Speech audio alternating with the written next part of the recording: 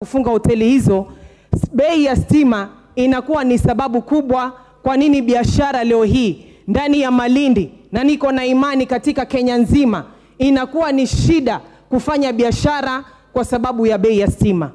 Ukiangalia bei ya stima katikati yetu sisi, nchi ya Uganda, nchi ya Rwanda na bara la Afrika nzima, utaona ya kwamba bei ya stima hapa ndani ya Kenya iko juu na imeweza kukimbiza watu saizi wanakimbilia katika nchi jirani ili kwenda kufanya biashara. Mheshimiwa Spika, nataka niseme hivi, ukiritimba ama monopoly imekuwa ni donda sugu kwa masuala ya stima yetu hapa ndani ya Kenya. Ninavyokuambia Mheshimiwa Spika, ufisadi na ukiritimba ndio ambao unaleta ama unadhororesha masuala ya stima hapa ndani ya Kenya yetu. Ukiritimba tukiendelea nao na tusipoangalia jinsi nyingine ama namna nyingine ya kuweza kupata stima, watu wetu bado sisi wataweza kwenda kuteseka. Mheshimiwa Spika, ufisadi nao pia si jambo ambalo tunaweza tukalisahau, kwa sababu kuna watu ambao leo hii wameitisha transformer mwaka ama miaka miwili na ndani ya Malindi bado hawajaweza kupata. Wale ambao wanapata huduma kama hizo za transformer pale ndani ya KPLC, ni lazima uwe unajua watu, ni lazima uende ukahonge pesa ndio hizo transformer zipate kutoka wananchi waweze kutumia. Na hii ni ngumu Mheshimiwa Spika, kwa sababu wananchi wanalipa ushuru na wanahitaji stima ili waweze kukidhi mahitaji ya maisha yao. Mheshimiwa Spika, juzi kabla sijalipwa mshahara, mimi kama mbunge nilinunua tokens pale za shilingi 500. Na hili ni jambo lingine ambalo ni lazima tuangalie sisi kama wajumbe na kama serikali, ni jinsi gani ambavyo tunaweza tukasaidia watu wetu. Katika ile shilingi 500 nilioilipia ya kununua stima Mheshimiwa Spika, ni shilingi 188 peke yake zenye ambazo zimekwenda kununua token. Na katika hapo nimeweza kupata token 24 peke yake Mheshimiwa Spika. Ina maana ya kwamba shilingi 312 zote zimeenda kwa charges ama kwa vitu venye ambavyo mpaka leo ama dakika hii mimi Mheshimiwa Spika sielewi. Katika ile shilingi 312 tunajua kuna ushuru wenye ambao ni shilingi 58.16. Kuna jambo ambalo linaitwa fuel energy 175, forex charge shilingi 47, IPRA charges 0.73, WRA 0.26. Mheshimiwa Spika, inflation adjustment watu wanachajiwa shilingi 20.76. Kwa hivyo yule Mkenya, yule mama mboga pale chini, uwezo wake yeye labda ni shilingi 500 kila wiki. Shilingi 500 unaponunua nayo token, haupati token ya 500, shilingi 188 peke yake ndio zinatumika kwa kununua token. Shilingi 312 Mheshimiwa Spika zinaenda kwa matumizi tofauti yenye ambayo sisi kama Wakenya hatujajua umuhimu wake. Viongozi wenzangu, saizi sisi tunapambana na hali ngumu ya nchi yetu ya Kenya.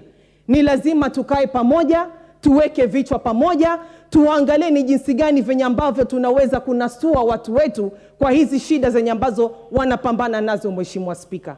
Kwa hayo machache, na muunga mkono dadangu Jen, hivi leo umeweza kuleta mswada huu, na usimalizikie hapa. Kama ni watu wa KPLC, ni tuwafate na tuwaulize na watueleze ni vipi na ni kwa nini haya mambo sisi ambao tunapambana nao kama Wakenya yanakwenda vile ambavyo yako, na sisi hatufurahiki. Tunataka tulete mabadiliko. Asante sana Mheshimiwa Spika. Asante sana Mheshimiwa. I'd like to recognize in the presence of Mirera High School from Naivasha constituency, Nakuru County, seated at the Speaker's Gallery. I also recognize Kimutua Secondary School from Machakos Town constituency, Machakos County, seated at the Speaker's Gallery. I also wish to recognize, seated in the public gallery, the following schools: St. Bakhita Kiburia Girls from Kirinyaga East Constituency, Kirinyaga County. Secondly, Sitam Schools, Ngong from Kajiado North Constituency in Kajiado County. Thirdly, Dr. Livingston Primary School from Makadara Constituency, Nairobi County. And lastly, Nyangati Secondary School from Mwea East Constituency in Kirinyaga County.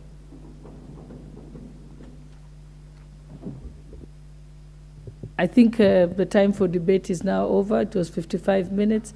I'd like to call for the mover to reply. Thank you, Honorable Speaker. Honorable Speaker, because of the interest that members have shown in this motion, I will donate 2 minutes each to Honorable Irene Joki, Honorable Richard Kilel, Honorable Mwengi Mutuse, and Honorable Fatuma Full Network. 2 minutes each. Honorable Joki. Thank you, Madam Speaker. Bahati Thank you, Jane, Honorable Jane, for bringing this motion. I rise to support. I rise to at least try and offer a few solutions that we can be able to reduce electricity costs in this country. And one, I had my colleague talking about charges in her bill of Warma. I want to request KPLC to check on double counting on Warma charges to stop charging non-catchment areas. I want to request the Ministry of Energy to look into the quality performance of some of these IPPs. I am privileged to at least host 3 of these contractors, and it is very embarrassing when we were with the CS Churchill to note that some of them were given these contracts in 2013 and they have not been able to achieve that. And if they were able to achieve that, I can assure you we'll be having 105 megawatts of electricity already generated for us and ready to be used by Kenyans. I also want to request KPLC, our Ministry of Energy, to look into lowering diesel-generated costs, whereby diesel-generated costs are taking a whopping 67 billion into their budget. We also need to utilize our geothermal plants, that is renewable energy, which one of my friends and one of my colleagues has talked about. We also request the ministry to look into also fast-tracking construction of substations where lines are ready to transmit electricity, but substations have not been done. Madam Speaker, I want to also request the ministry to utilize other parastatals which can be able to generate energy, and one of those is Kibo Sugar, which can be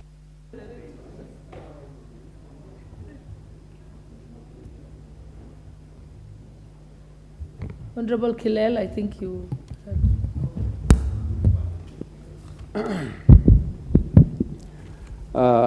Thank you so much, Madam Speaker, for the time that you have given me to contribute to this motion. I just want to support the motion that was brought by Honorable Jane Gakiri, which is intended to bring the cost of power down in the country. I want to suggest some ways where we can make that one possible. One of them is actually utilizing the sunshine. We encourage the use of solar panels in areas where we have enough sunshine. We also have areas which are wind areas, like Ngong, so we can also utilize the wind power generators.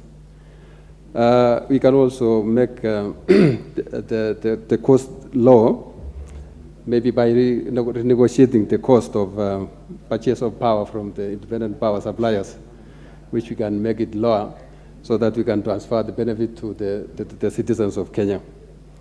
Finally, Madam Speaker, streamlining the government generating companies like Kenya Power and Kenya and KenGen. We can streamline them so that they can become efficient, and therefore they can do their operations in a very effective manner, and thus bringing the power down. So I stand to support the motion so that our people may get their.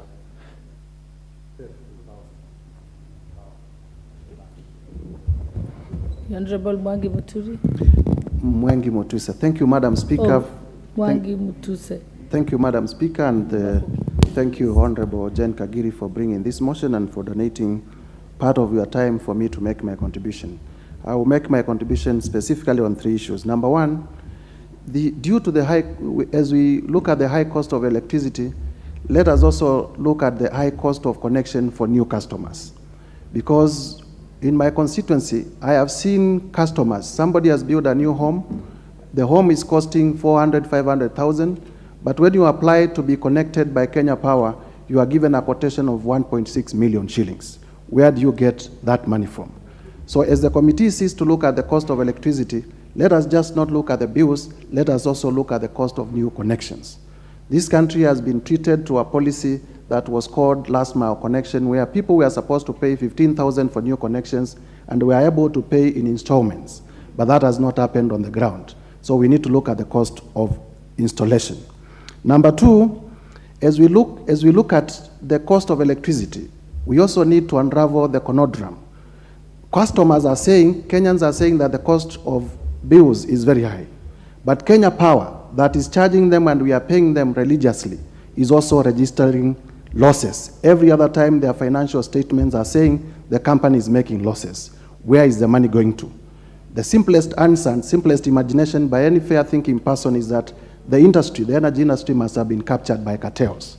And we must bring down the cartels so that the energy sector operates for the benefit of the public, but not for the benefit of private profiteers. I support the motion. The Honorable Member for Migori, Honorable Fatuma Mohammed. Thank you, Madam Speaker, for this opportunity. More so, thank you, Honorable Jen Kagiri, for bringing this motion and for donating your time to me. My points will be very clear. I have never understood also why, if, for example, I stay in Lavington, and you find in Lavington, your bill is different from somebody who stays in Githurai. And probably I live in Lavington on loans, but somebody in Githurai has a very big home, yet that person would pay a lesser bill than the person living in Lavington, and it goes further up to Runda and other places. I wonder what criteria they use to justify this. Again, you find when Kenya Power claims that they've made losses, they transfer the losses to the customers, who are us, but they don't transfer the profit to us. They would even put it that they made a loss of this amount and they distribute it equally. Now to the Githurai person, it will be shared equally to the person living in Runda. But when it comes to profit, it's purely theirs. So I support this motion, and I believe, God willing, we'll succeed in bringing this motion up, and then we bring the price of electricity down for the Juakali people to be able to do their business comfortably. I support. We proceed. Thank you, Madam Speaker. Madam Speaker, I beg to reply as follows. First, Madam Speaker, allow me to thank the honorable members of this House for the overwhelming support they've shown to this motion. Madam Speaker, as I was seated here and during the last session and listened to the members, I could actually tell these are the people's representatives, because whatever they spoke about is what each and every Kenyan is experiencing on the ground, and that is why we are putting in an effort to ensure that the cost of electricity must come down. Madam Speaker, I picked a few points from the honorable members, and of course, when I was making my submission, I spoke of the deeds and misdeeds of KPLC. Today, a lot has been raised about the connection problem, where people apply for transformers and they have to know somebody for those transformers to be installed. During my research, Madam Speaker, I even got to learn that Kenya Power and Lighting Company connects people but doesn't install a meter. So these people have somebody coming around their houses to collect money every month, and those are the losses I was speaking about. Honorable Speaker, this is what we have to bring an end to and ensure that the cost of electricity in this country has to go down. Madam Speaker, I beg to reply. Honorable Speaker, pursuant of Standing Order 53.3, I request that you defer putting of the question to the following day.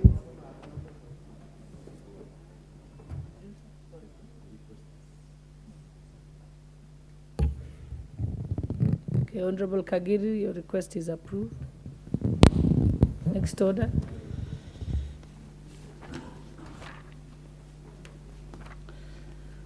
Order number 10, motion, development of policy and funding for junior secondary schools.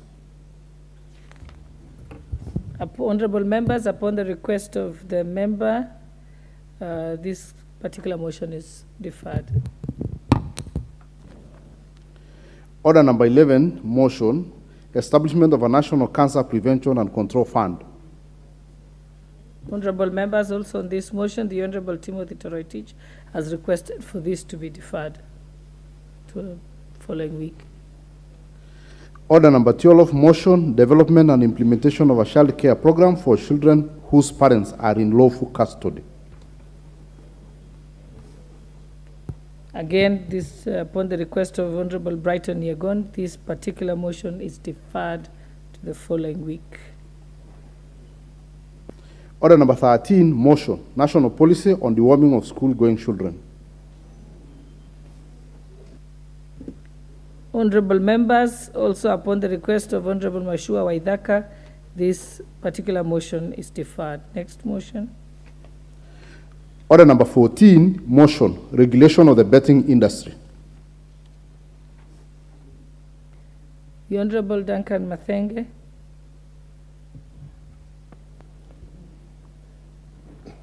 Honorable Speaker, that aware that the Betting, Lotteries and Gaming Act, Cap 131, Laws of Kenya, provides for the regulation of the gambling industry, including the control of betting, lotteries and gaming in the country. Further aware that there is an emerging trend of media houses offering their audiences platform to participate in betting through lottery-style games, trivia shows, polls, contests, and other SMS-based gaming. Concerned that the trend was initially perceived as a harmless form of entertainment and audience engagement, but has since developed into a problem within our communities, leading to many Kenyans getting addicted to this form of gambling. That has led to lots of loss.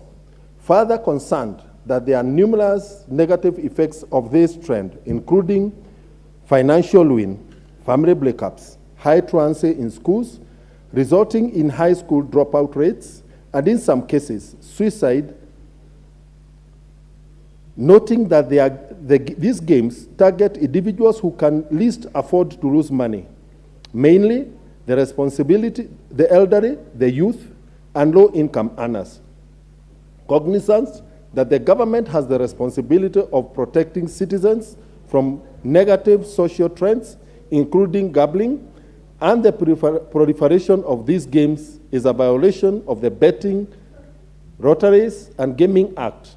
Now, therefore, this House urges the national government through the relevant ministries and agencies to, 1, regulate the running of lotteries and other forms of betting disguised as polls, contests, and other SMS-based gaming and media houses, and 2, ensure strict operationalization of the Betting, Lotteries, and Gaming Act and increase control and oversight of the betting industry. Madam Speaker, the media houses in this country are licensed to inform, educate, and bring news to Kenyans. However, in the history of this country, Kenyans have been left at the mercy of cartels that are exploiting them at every turn. Right from the onset of the infamous Desi pyramid scheme, other con games have happened. We have seen ordinary Kenyans lose their savings through Ekeza, Sacco, through Resedi developers, and many other such activities that are neither licensed nor regulated. In all these activities, media houses have been right at the center in terms of advertising and promoting such games. Apparently, the media houses seem to have been on a learning mission, and having learned from the best, they have now joined the gravy train and therefore promote their own lotteries against the license that is issued by the Communications Authority, while making sure that they are neither registered as betting firms and agencies by the Betting and Licensing and Control Board, and the Media Council, which is supposed to be a self-regulating body of the media houses, has kept absolute silence and even evaded responding to concerns raised by Kenyans. The Communications Authority has indeed acknowledged that they are raising concerns amongst Kenyans over the broadcasting of these lotteries and games on ICT platforms. However, the Media Council has used the excuse that because it appears before the Parliamentary Committee on Communication and ICT and answers questions, that apparently it has nothing to do with the misbehavior of its members. The Betting License and Control Board has evaded responding to the official position of the board as the licensing authority on these games.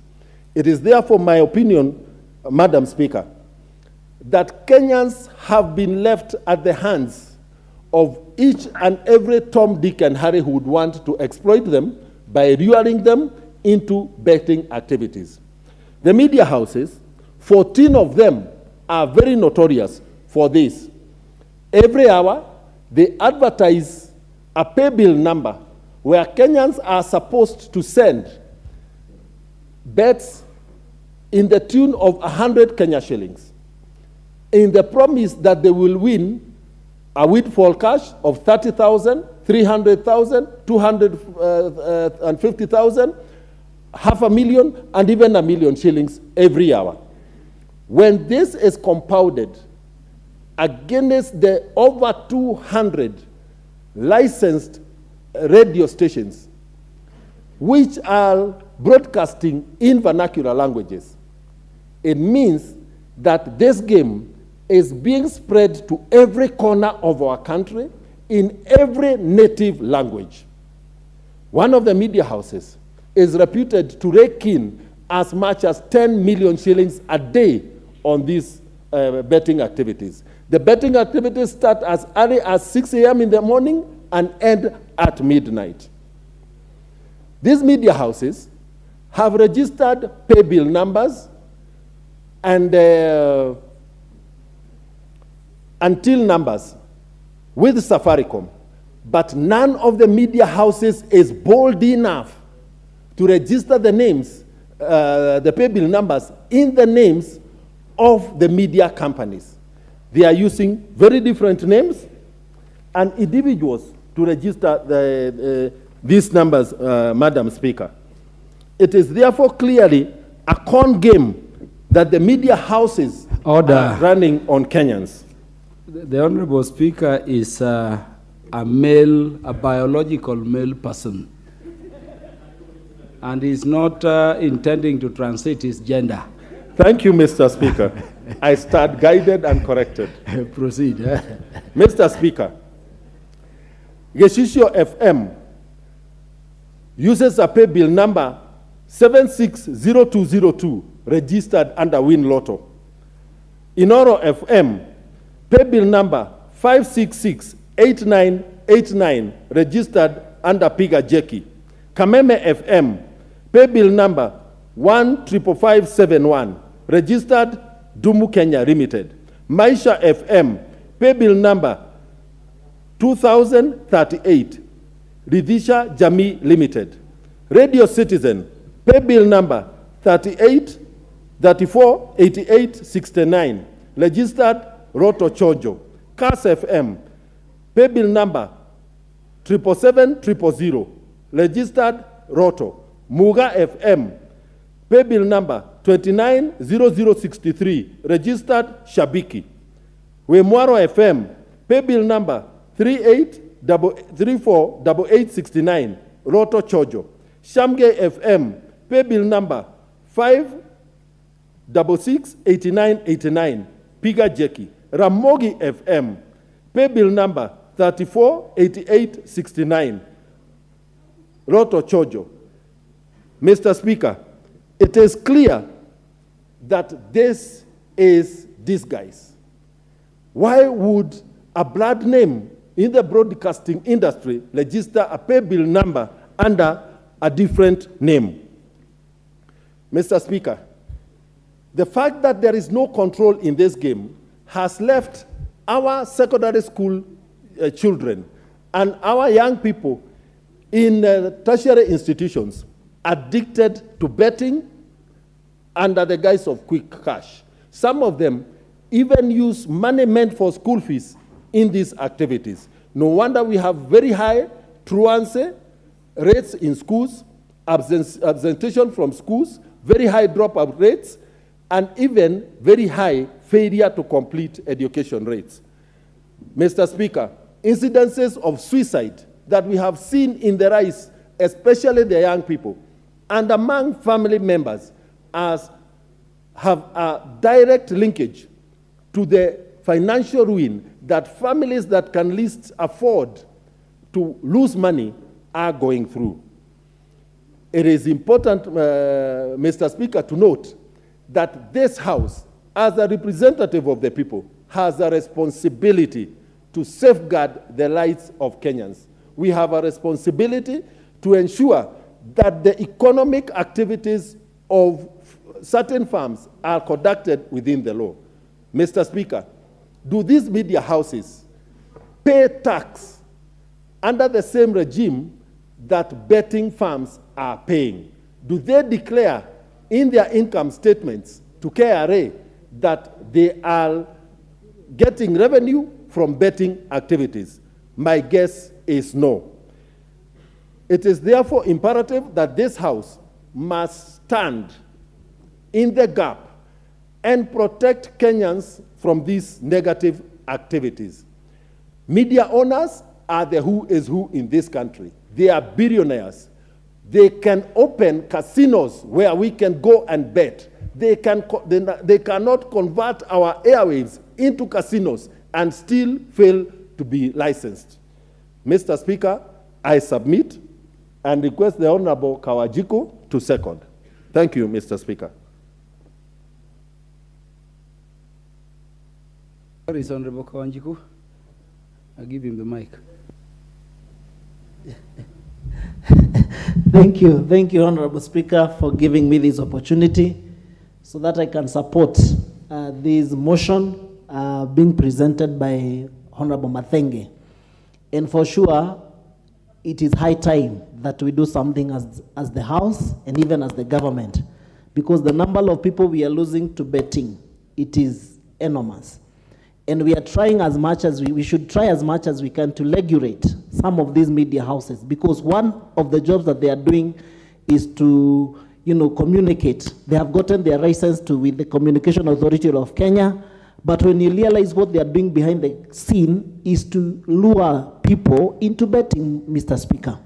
And one of these bettings is that these people are not regulated and they don't even pay tax to the Kenya Revenue Authority. And you realize in the whole generations from 6 in the morning, as Honorable Mathenge has explained, to the evening, the only thing that they normally do is to lure people and the young people on how to bet.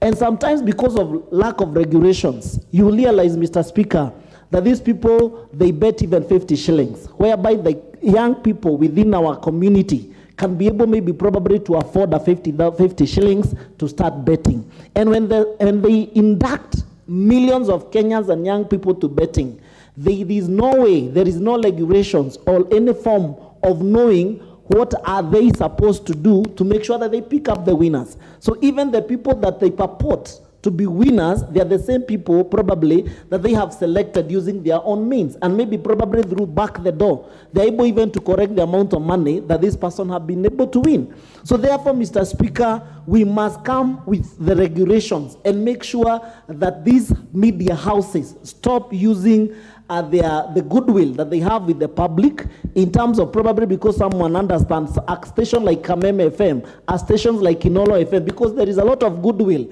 with the public outside there, then they take advantage of that goodwill without any regulations. And we must call out Communication Authority of Kenya. We must call out Kenya Revenue Authority to go after these companies and tell us who are the registered owners of these pay bills, because some of the media moguls within our public, they're the one who are siphoning money from the public using the betting, Mr. Speaker.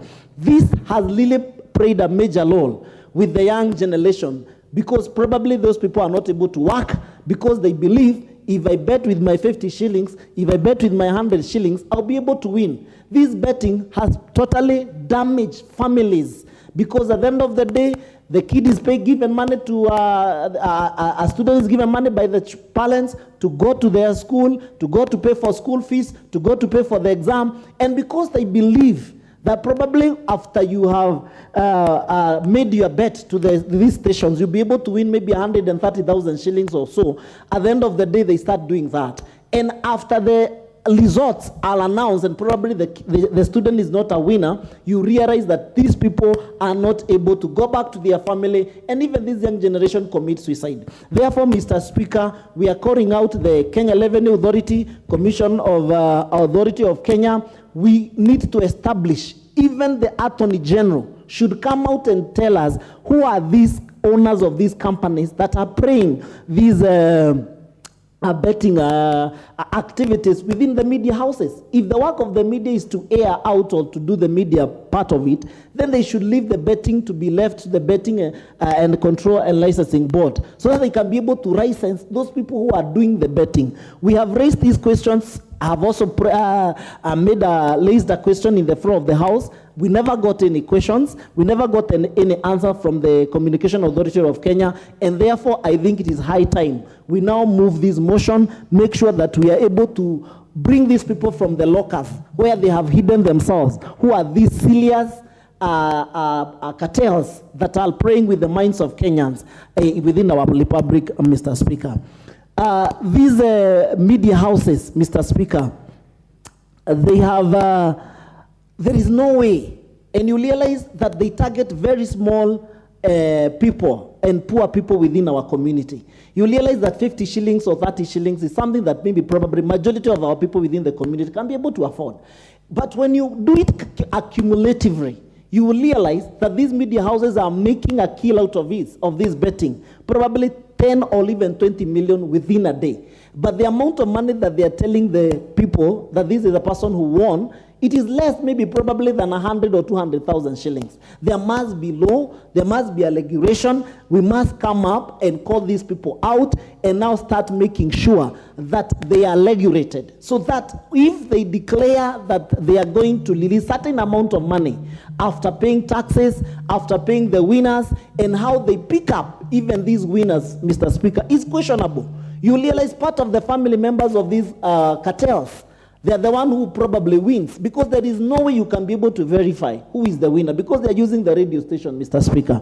This has also gone to an extent even to family breaking up, marriage and families, Mr. Speaker, because probably the man become addicted to betting. Every coin, every shillings that he gets within his means, he normally put it to betting. And we must save our community and our young generations from this betting, Mr. Speaker. And therefore, that's why I want to second this motion and request that the House to also support, so that we can make sure we regulate these media houses, and so that we can make sure that we call out those people who are earning and milking millions and billions of money from Kenyans people without even paying tax, Mr. Speaker. I therefore second this motion. Honorable members, I now propose the question that aware that the Betting, Lotteries and Gaming Act, Cap 131 of the laws of Kenya provides for the regulation of gambling industry, including the controlling of betting, lotteries and the gaming in the country. further aware that there is an emerging trend of media houses offering their audiences platforms to participate in betting through lottery-style games, trivia shows, polls, contests, and other SMS-based gaming, concerned that the trend was initially perceived as a harmless form of entertainment and audience engagement, but has since developed into a problem within our communities, leading to many Kenyans getting addicted to this form of gambling, and that has led to lots of loss. Further concerned that there are numerous negative effects of this trend, including financial ruin, family breakups, high truancy in schools resulting in high school dropout rates, and in some cases suicide, noting that these games target individuals who can least afford to lose money, mainly the elderly, the youth, and low-income earners, cognizant that the government has the responsibility of protecting citizens from negative social trends, including gambling, and that the proliferation of these games is a violation of the Betting, Lotteries and Gaming Act. Now, therefore, this House urges the national government, through the relevant ministries and agencies, to 1, regulate the running of lotteries and any other forms of betting disguised as polls, contests, and other SMS-based gaming by media houses, and 2, ensure strict operationalization of the Betting, Lotteries and Gaming Act and increased control and oversight of the betting industry.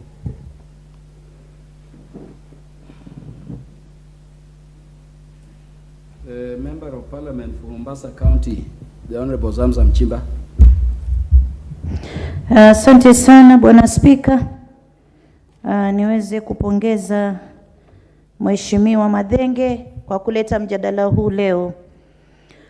Kwa hakika kamari imekuwa donda sugu katika taifa hili, na tunasema samaki mkunje angali mbichi. Tukiangalia watoto wetu katika mashule, watoto wameharibika. Hata nyumbani mama utafuta mahala pa kuficha kipochi chake.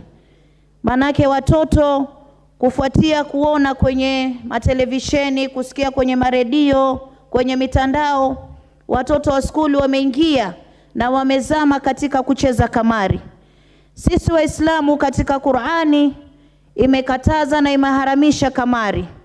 Na mimi nataka nieleze jumba hili leo kuwa chochote ambacho Mwenyezi Mungu amekichukia, chochote ambacho Mwenyezi Mungu amekikataza, ikiwa taifa itapitisha ama binadamu atafanya, basi madhara yatakayokuja huwa ni makubwa sana.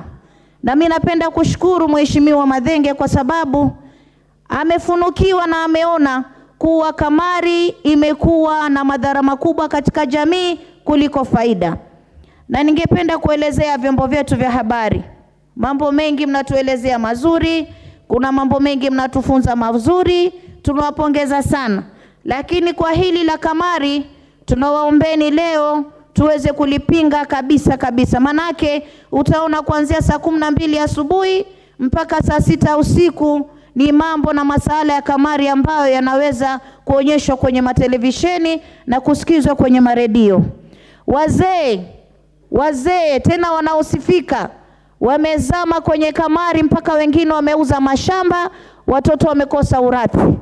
Tukiangalia wanawake wengi sana utawapata hata wamekaa kwa kona, unasikia mimi na bet.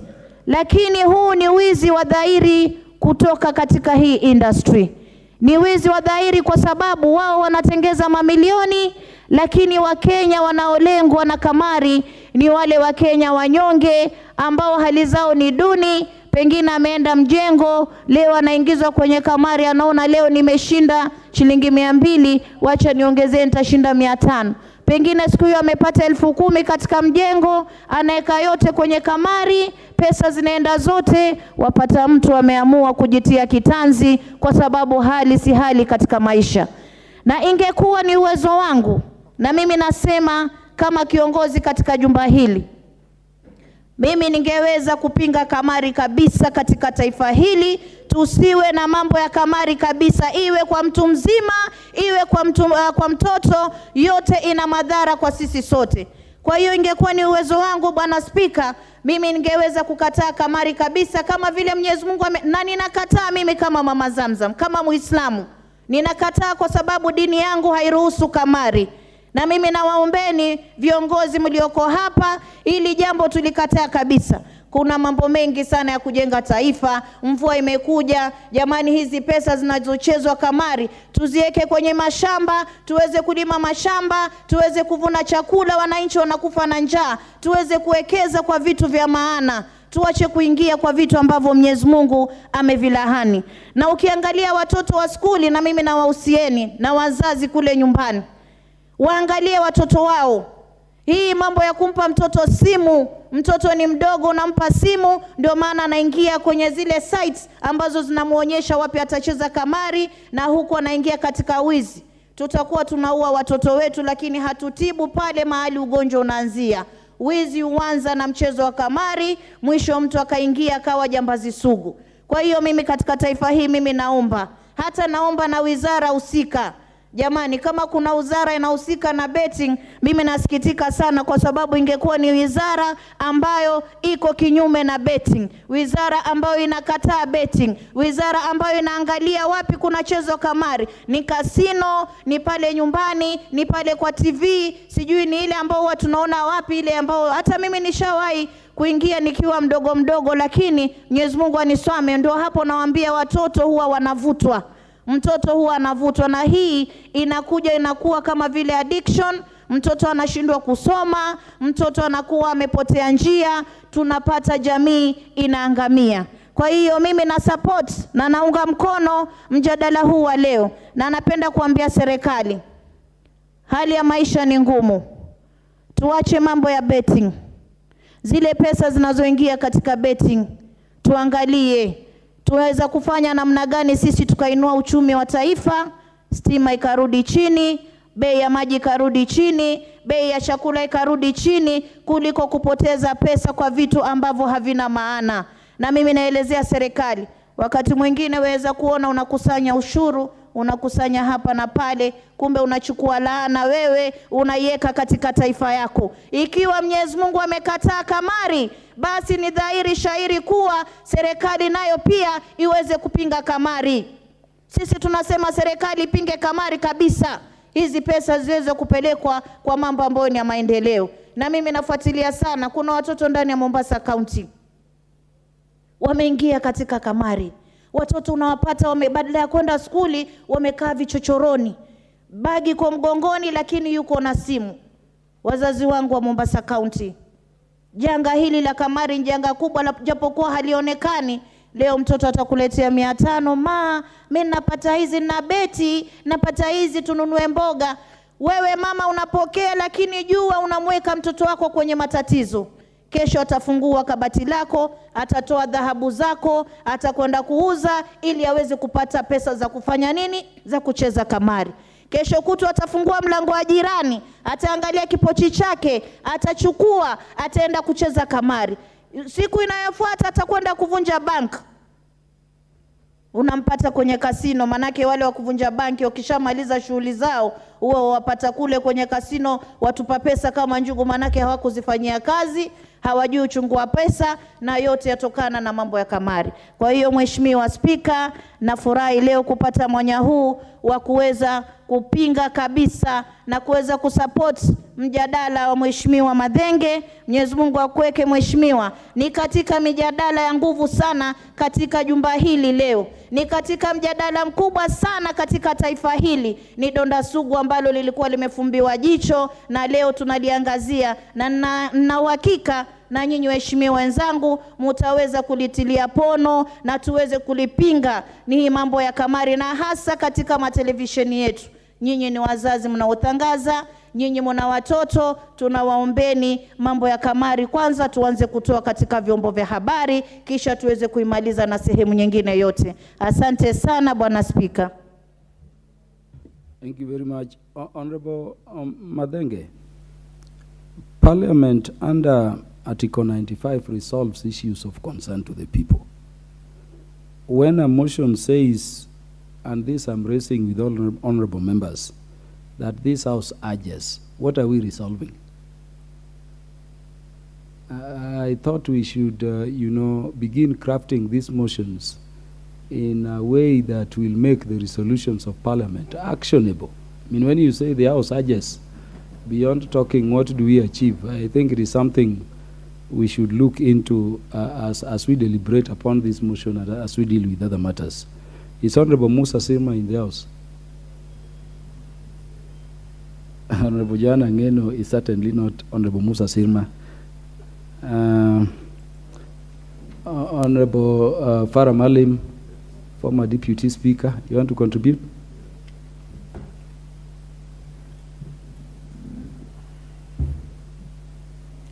Speaker, I want to add my voice into the ills of this habit. The previous speaker was very categorical that this thing, I believe in all faiths, I know in Islamic faith, is banned. It actually says in Arabic, rijsun min amal shaitan. It is the lowest morals of the devil. The devil is the devil, Lucifer. We know him to have no morals. He destroys humanity. Even within that low moral of the devil, or Lucifer. This is the lowest of the law. We have destroyed generations of this country. And the thing itself is compulsive. If you've ever heard of addiction, the alcohol addiction, the drugs addiction, the cat addiction, this is the most compelling, compulsive addiction. Once somebody gets into this habit, he doesn't know what he's doing. He will sell his properties, he will sell the school fees of his children, he will sell the food. I mean, he will use all those money for no other reason than to do betting or gambling for that matter. We had, in the early days, a way of protecting this because it was confined to casinos.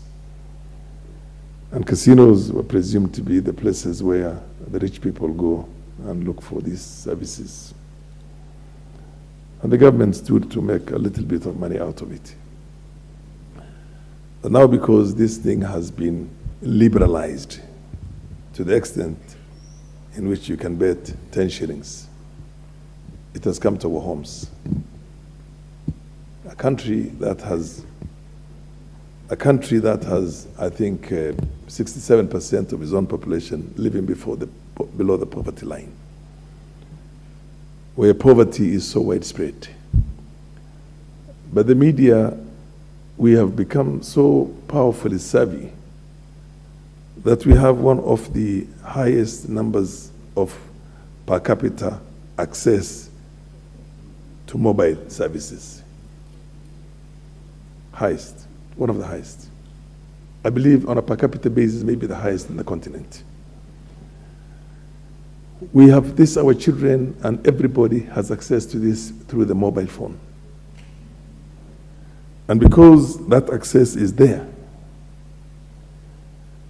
then all these poor people see somebody who has made 1 million, 2 million shillings by betting 100 shillings or 200 shillings. And because they're living in such an awful, difficult life, that person says, maybe I could try that and make a jackpot.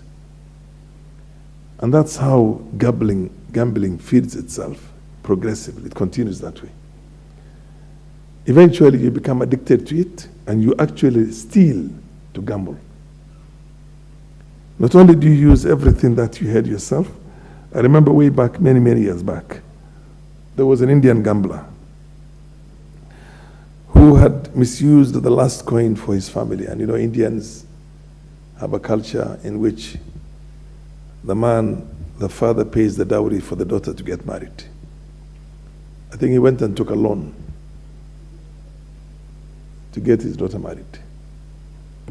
But because he was a compulsive gambler, he went and gambled everything away and could not forgive himself.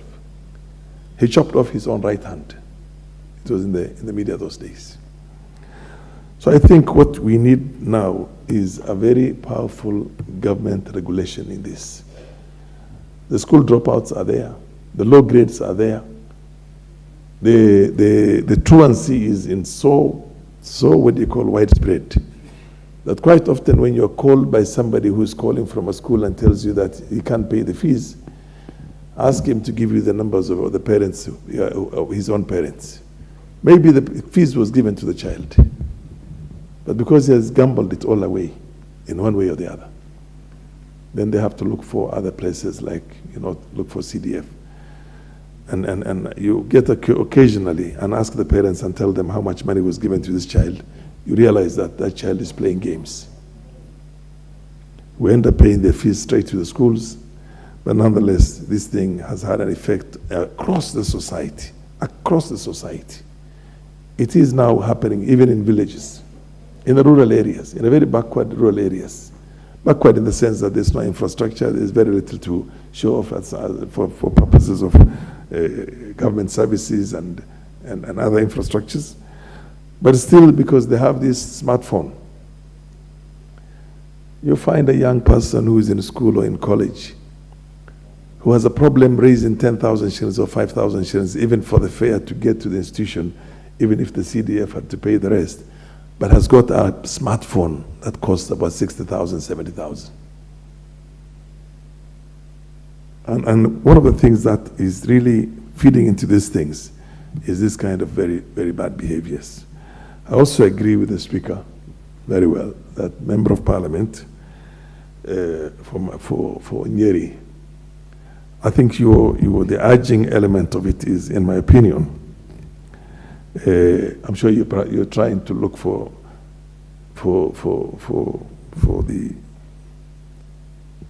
us to use this as a way of creating a bill, a process of creating a bill from the House itself that controls this thing.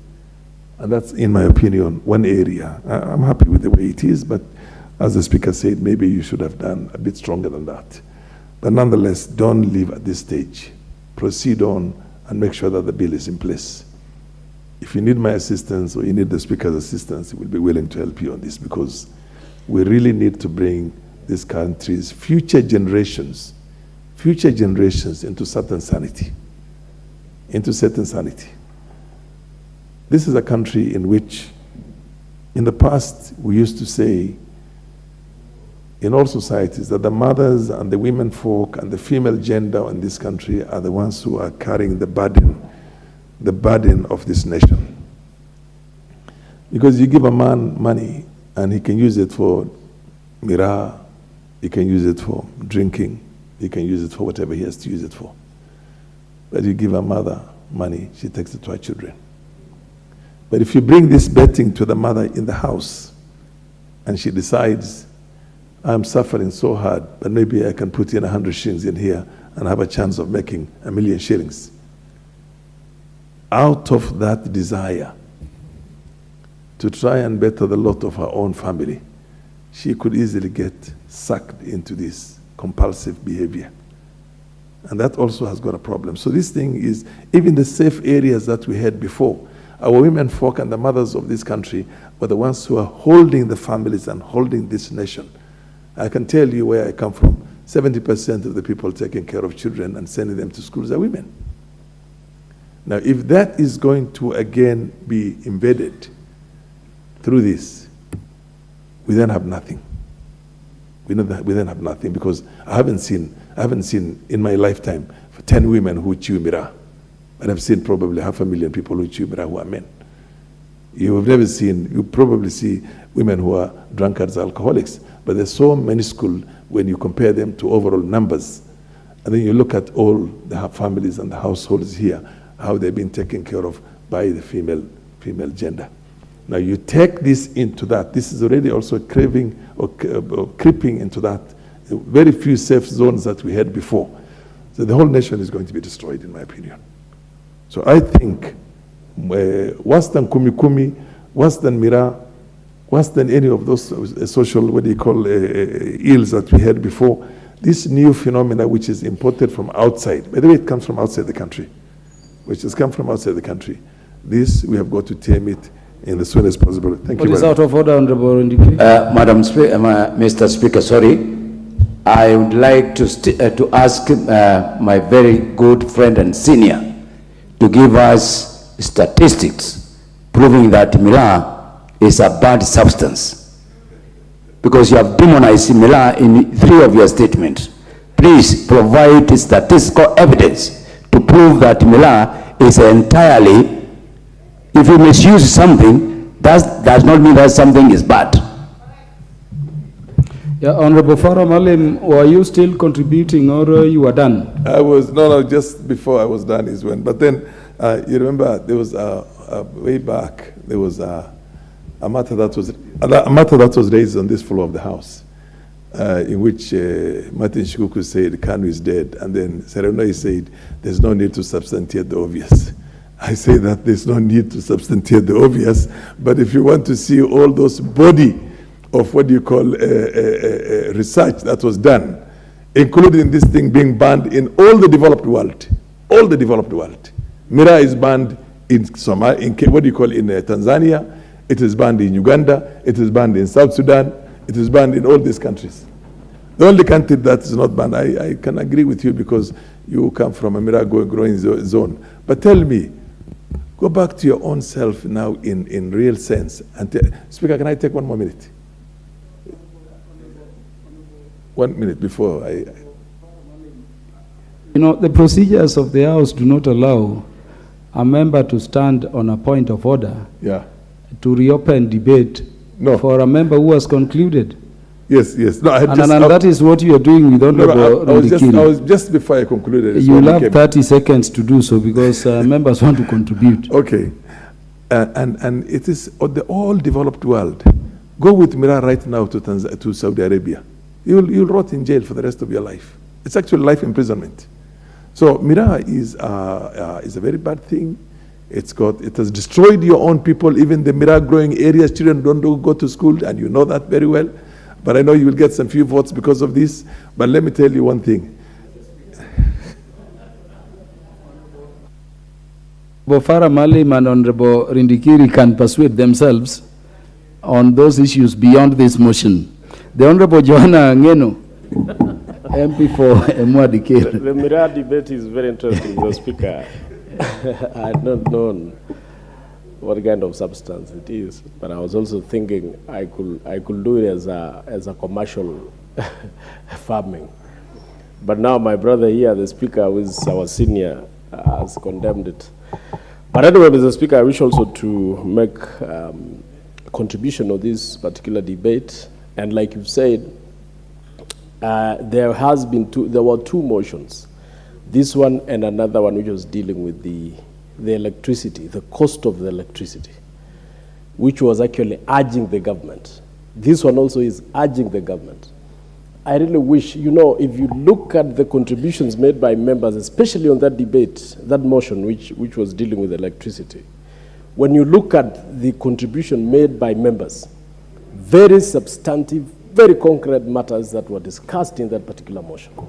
But the unfortunate part of it is that motion will just end up in the shelves of room 7, or how do you call it? Table room.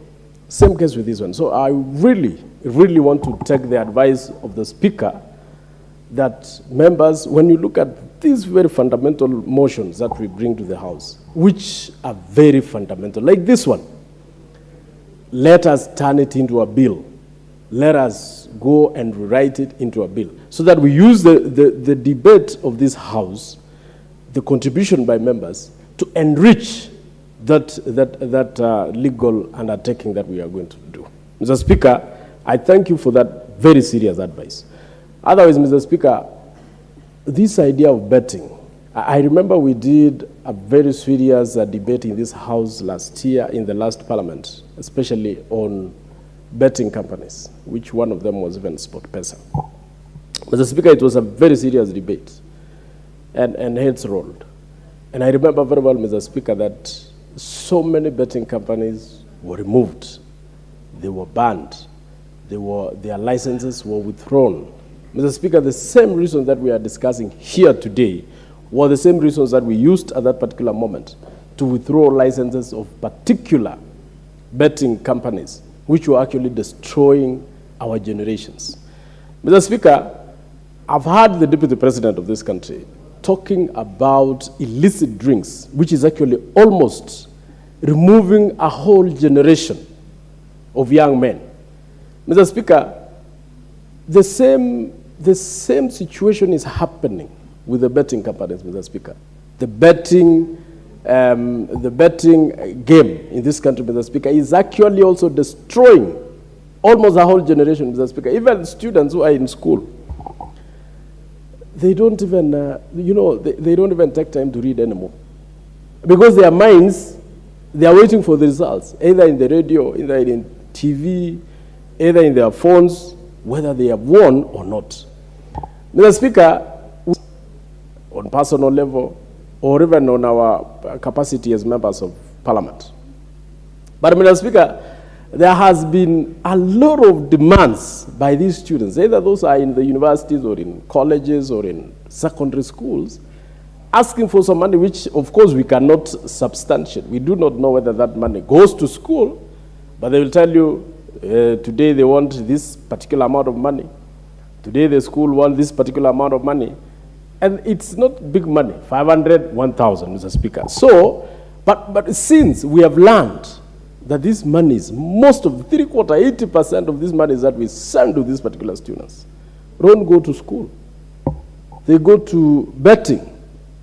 They load in their phones so that they can bet either what is in those particular betting. Mr. Speaker, I count myself lucky because I've never participated in any betting in my life, even when I was young. When people used to go to those cards where somebody is saying which card is for money, card in your pesa, or something like that, I resisted to participate in those particular bettings because I knew it was going to attract me to those particular games, which I've always understood has nothing but waste your time, So, Mr. Speaker, I'm in full support of the member who introduced this particular motion to this House, that members of the TV stations and the radio stations that participate in betting must, we are not saying we should remove them from those particular things, but they must acquire licenses as betting companies. Just like the ordinary betting companies outside those radio TV stations, they must also acquire licenses so that if they want to participate in betting, they must have the licenses for betting. Number two, they should also pay taxes. Because how much money is actually spent on those particular betting debates or those betting activities? Millions of money, Mr. Speaker. And I believe those particular radio stations or TV stations do not pay taxes on betting. They pay taxes only for the activities of the TV station and the radio station. So, Mr. Speaker, I think these people should be given, if they want to proceed with betting, they should also pay taxes for those particular activities of betting, because that is where millions of money are being processed. And, Mr. Speaker, if we want to control these particular betting on TV and radio stations, the taxes should be followed properly and it should be high, so that we avoid destroying a whole generation of young men and women. Number three, Mr. Speaker, they should be registered as betting companies, so that if they want to participate in betting, they should abide by the regulations which are set in the acts of parliament or in law. Because those companies which are in betting right now, most of them have actually closed shop because they don't follow, or whenever they don't follow the regulations, they are closed. Because the regulations are very strict. Because the rules which are being used or which has been set by this House, Mr. Speaker, are so strict that most of them cannot abide by them, and therefore they close shop. We want the radio stations, we want the TV stations also to be registered so that they are bound by the laws which are created in this House, Mr. Speaker, and so that when they make mistakes, Mr. Speaker, they can be punished using the same laws that are used to punish those other betting companies. So, Mr. Speaker, I'm in full support. But my advice is we should regulate as much as possible the betting in this country. There should be a situation, although, Mr. Speaker, you know, most of the betting are done through phones, but there should have been a regulation that whoever, like the casinos that we have in this country, Mr. Speaker, you cannot enter those casinos unless you are above a certain age.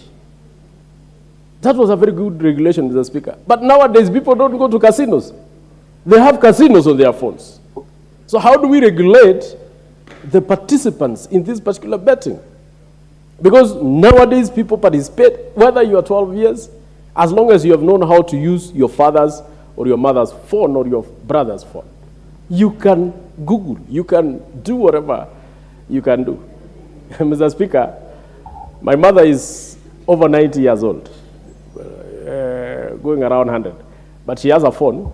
I bought her a phone. I normally send her money and pesa, and also airtime. But she has grandchildren, who when I send her money, after 3 days she tells me, there's no money in my phone. Why, Mr. Speaker? Those grandchildren have accessed the phone. They have a PIN number. They do betting in that phone. You know, Mr. Speaker, how do we regulate so that the young men who are above or who are below either the age of 20 or 25 do not participate in betting? How? Because these TV stations, these radio stations, they just allow access by anybody, whether you are 12 years, whether you are 10 years, whether you are 25 years, they allow access. How do we regulate that? So that is a question for the member who moved this motion. Please go and do research, bring this thing as a bill so that we can save our generations. I thank you, Mr. Speaker.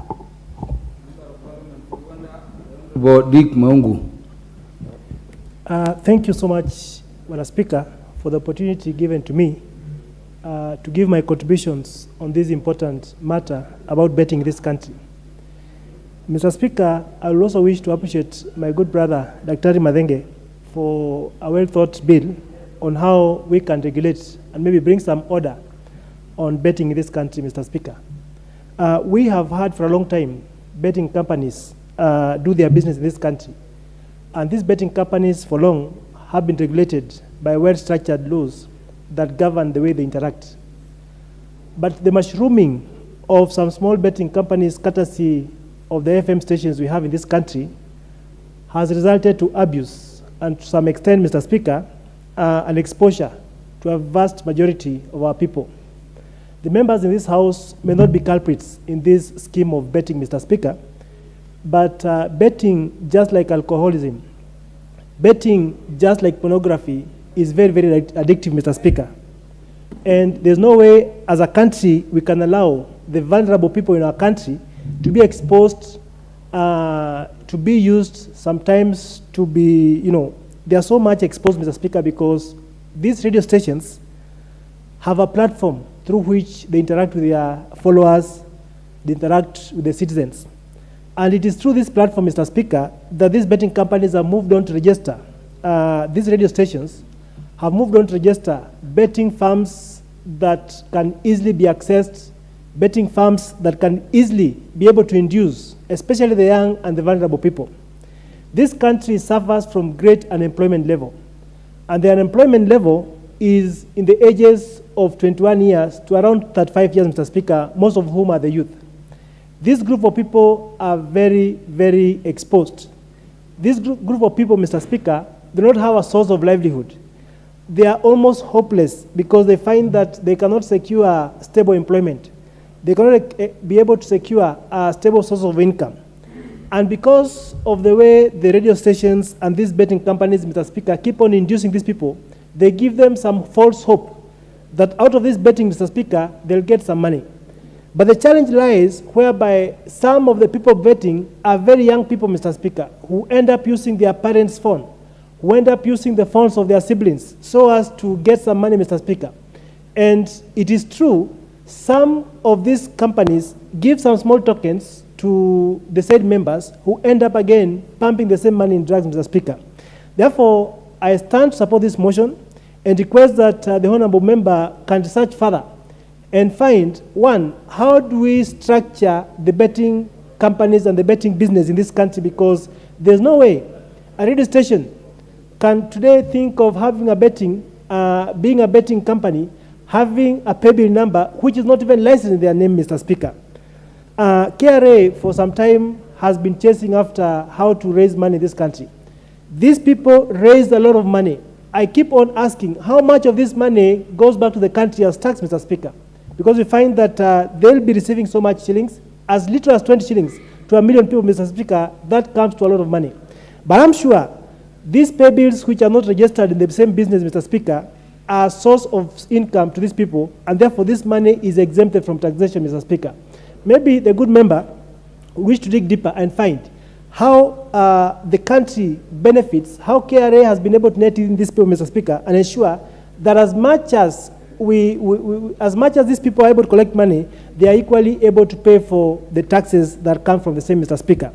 Secondly, Mr. Speaker, the betting age has been capped because a kid as young as 7 years, a kid as young as 10 years, a kid as young as 12 years who can access the phone of the parent, Mr. Speaker, can therefore be able to bet, can therefore place a bet and get some money, Mr. Speaker. We need to control this betting because at that formative age, these kids are not old enough to make independent decisions. These kids are not old enough, Mr. Speaker, to make independent decisions which are sober and upright, Mr. Speaker. And therefore, these radio stations and the betting firms are actually brainwashing this group of people. And therefore, I stand to support this motion and request that, Mr. Speaker, the House stands strong and loud enough to condemn this kind of business. Thank you, Mr. Speaker, for the opportunity. Ikiri Mugambi, the MP for Buri. I thank you, Mr. Speaker, for this opportunity to contribute to this motion.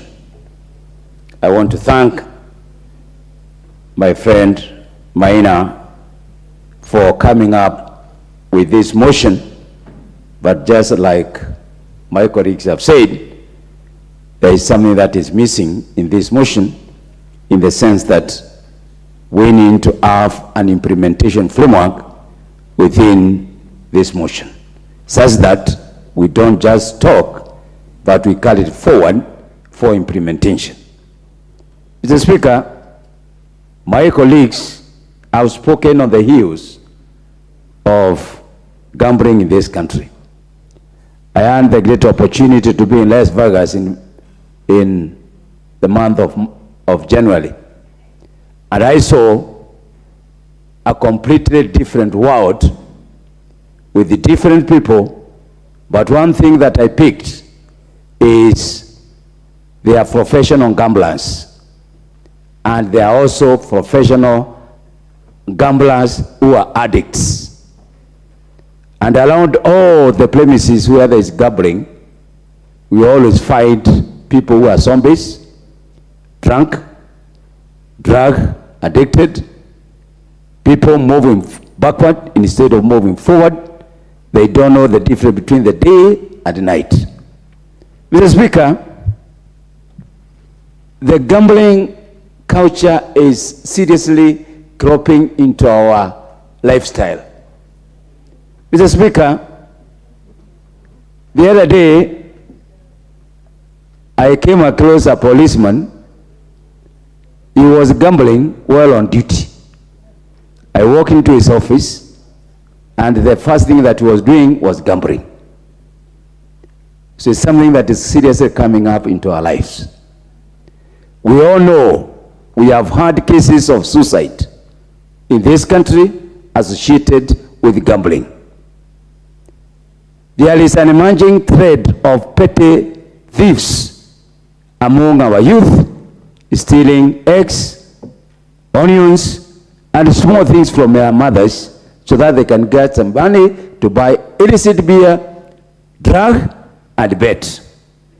Whether we like it or not, this is what is emerging.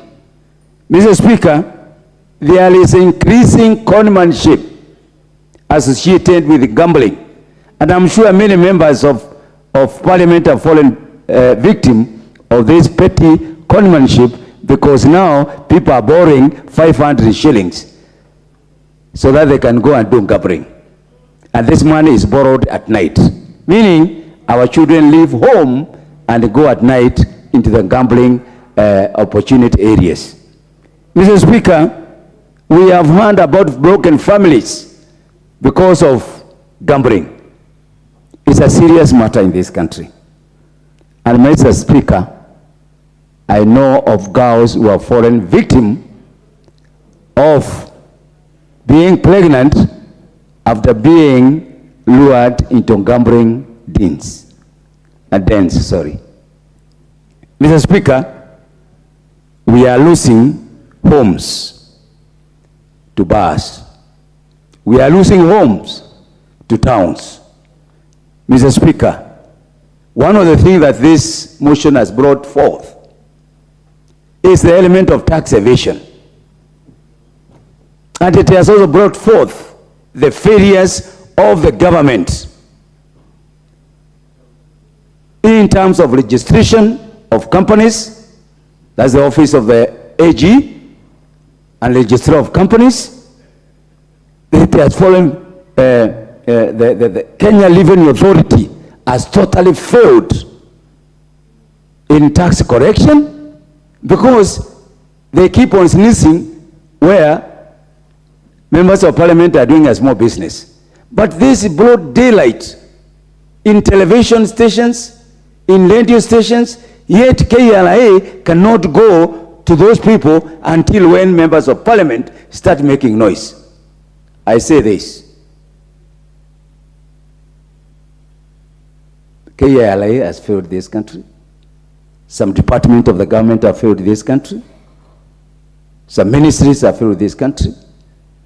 We have been seeing people are not paying taxes. Unfortunately, it has now come out very clearly. About 70% of the companies, all the TV stations and radio stations that Mr. Maina has read, they all belong to Loyal Media and Media Max, the big boys in television and radio business. And these are the stations that are at the front of condemning the government for doing certain things irregularly. It's a shame. Loyal media companies, Honorable radio stations. Honorable Rindikiri, I want us to be reminded always of our standing order provisions. I start getting, Mr. Speaker. We don't make adverse, comments about entities or persons who cannot defend themselves before the floor, unless there is a substantive motion thereon. Mr. Speaker, I am picking this from the narratives that were given by the mover of the motion. Mr. Speaker, we all know Inoro, Kameme FM, Mero FM. He mentioned them, unless if I should not follow that route, I stand guided, but it was brought forth. Honorable Indikiri, the worst you can ever do is to contradict the speaker. Once you are ordered to take a particular line, for good order of the House, let us keep to that. We proceed with the debate substantively. I thank you, Mr. Speaker, but I did not make it in bad faith. Mr. Speaker, this is a very serious issue. Even in business practices, some companies are paying taxes, others are not paying taxes. It is discriminatory in terms of business practices, where some companies are given more due advantage than others. So I join my colleagues to saying that it is a very serious issue. We really need to be sober on this. We are losing a generation. And it's like, Mr. Speaker, We are now fighting alcohol, drugs, our girls' pregnancies. Now we have to come with another one called gambling. Every day there is something new coming to our society. And it's going to be a very serious matter unless we do serious consultation and regulations and controls. This country will end up being like some countries now we are seeing. It's like every day there is issue of murder, shooting, and all that kind of situation. So I want to ask honorable members, if we are to save this country, we must save our young people. We must save our young generation. We must speak this with one voice. Gambling needs to be regulated, and seriously regulated. We have to look at the address of the issue associated with gambling, stealing. We have performance of our children in schools, etc., etc. So, Mr. Speaker, this is a very important motion.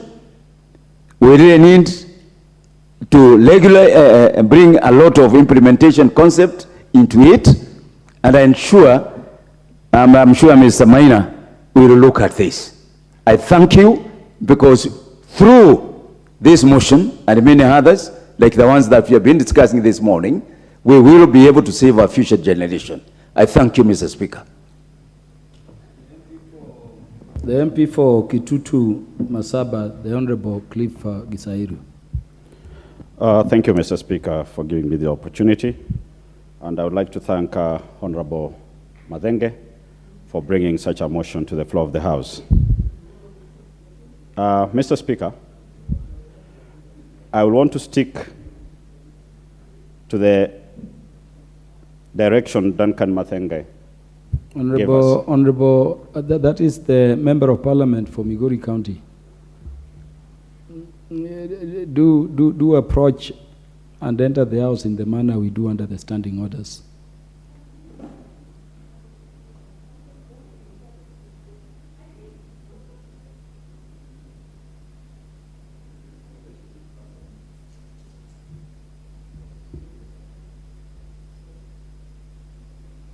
Thank you. You may proceed. Thank you, Mr. Speaker. I hope my 45 seconds will be compensated. Honorable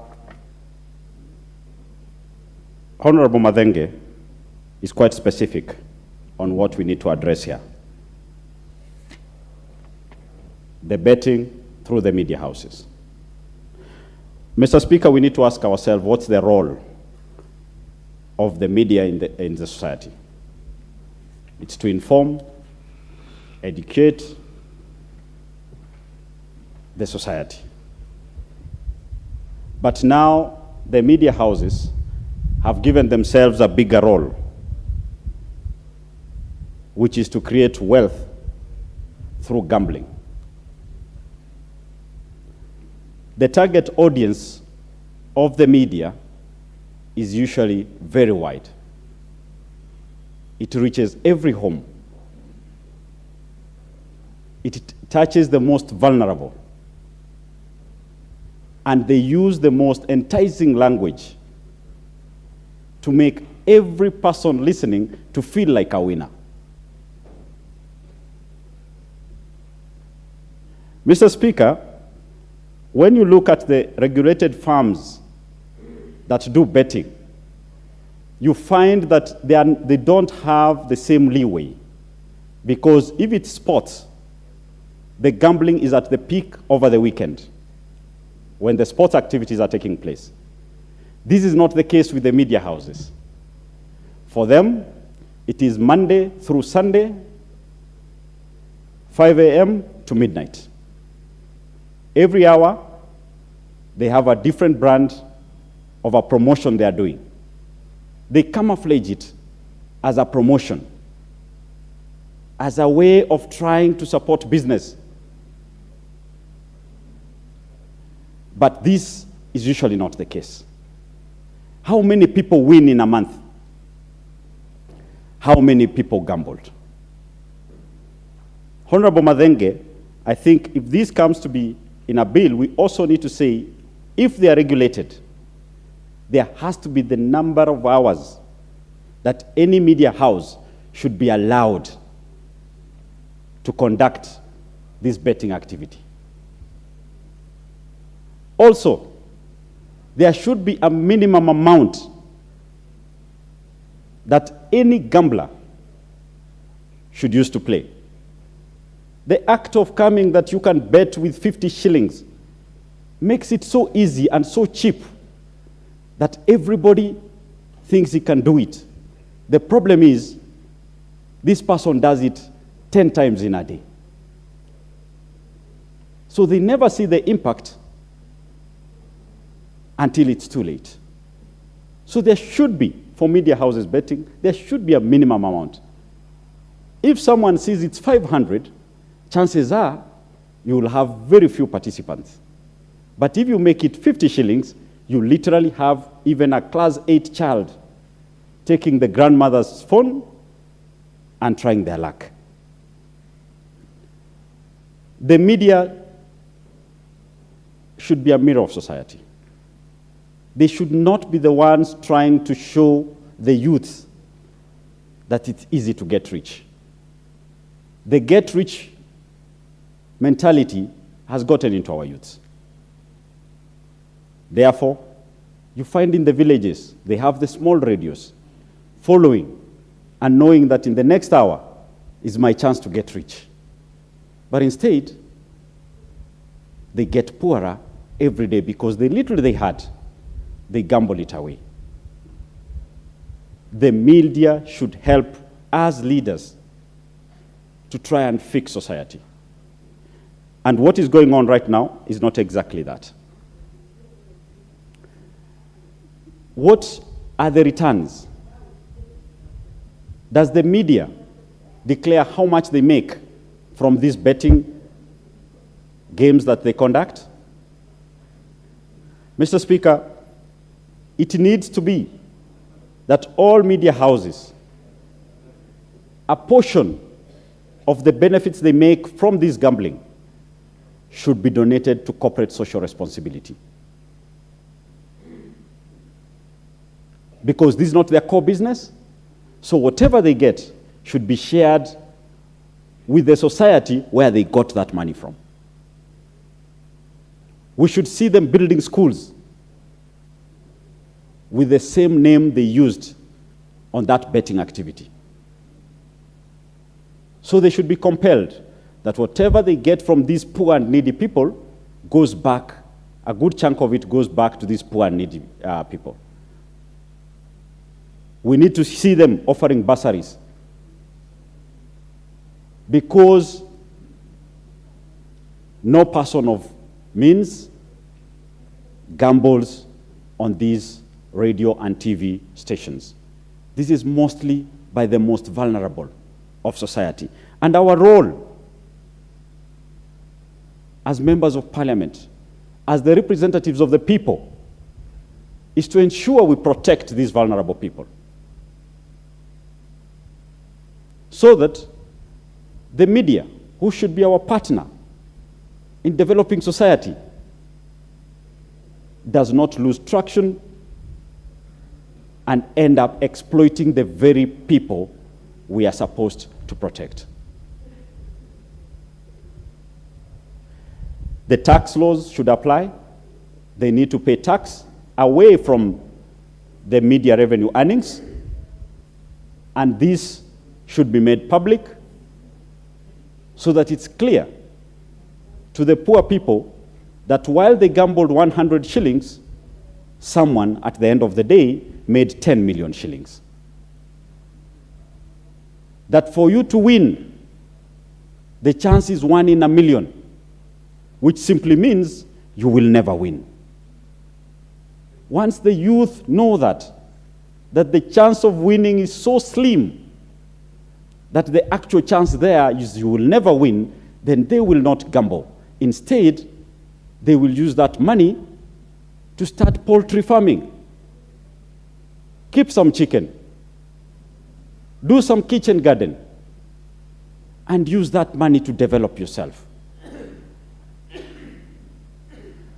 thanking Honorable Duncan Mathenge, and we hope that you'll take it a step forward so that we put this into law and make sure that the media play their role towards developing this country and protecting the society from the ills of gambling.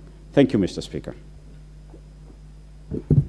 Thank you, Honorable Gisairo. Honorable members, allow me to recognize the presence in the House of pupils from St. Bernard Primary School, Kajiado East, in Kajiado County, and students from Kasuye Girls Secondary School, Kibwezi East, Makueni County. The students and the pupils are welcome to the National Assembly to learn. I don't know whether the members of parliament from those areas are in the house, but on behalf of the house, we welcome all the students and the teachers who are present as the future of the Kenyan society as they learn. Thank you very much. Honorable Tim Wanyonyi, the member of parliament for Westlands. Thank you, Honorable Speaker, for giving me a chance to contribute to this motion.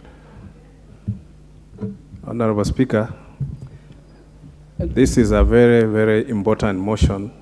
Honorable Rene Mayaka, are you on a point of order?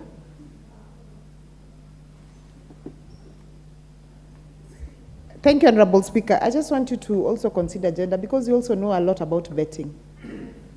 You want to speak.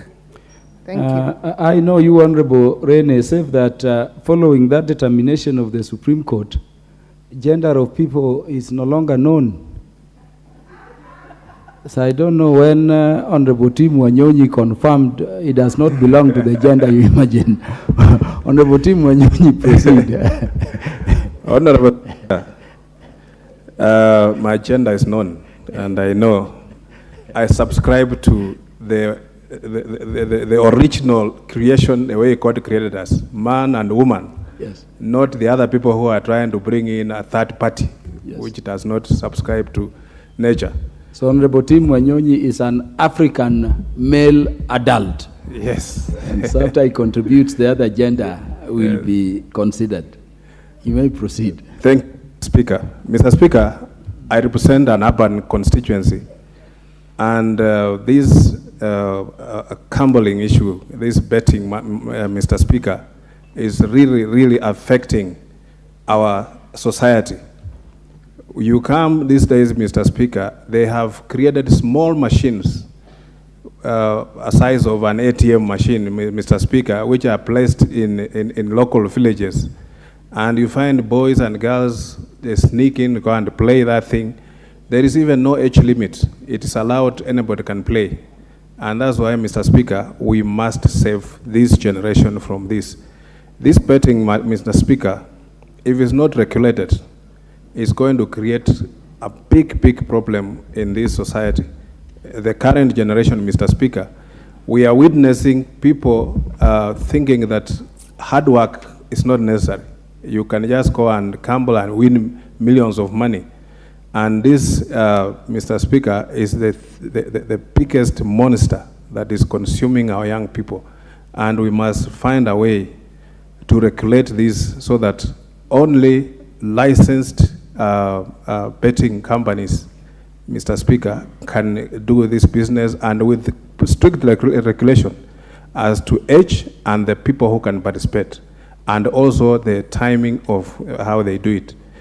Mr. Speaker, you find betting now has gone into areas which are very popular with people, especially sports and other things, Mr. Speaker.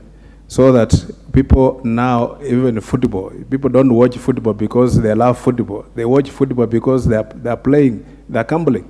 They are trying to, do something about which team is going to win and what, and on like that, Mr. Speaker. And we have seen this trend is going on, and you have seen many people. If you ask him, even the player of a team that is, he doesn't know anybody, but he is betting on that.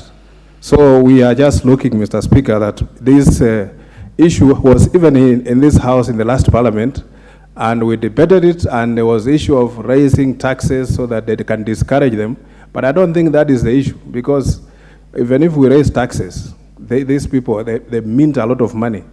And you remember, Mr. Speaker, in the 80s when we hosted all African games here, there was an American conman who came here and pretended that he was going to bring Michael Jackson and others to come and perform before the games.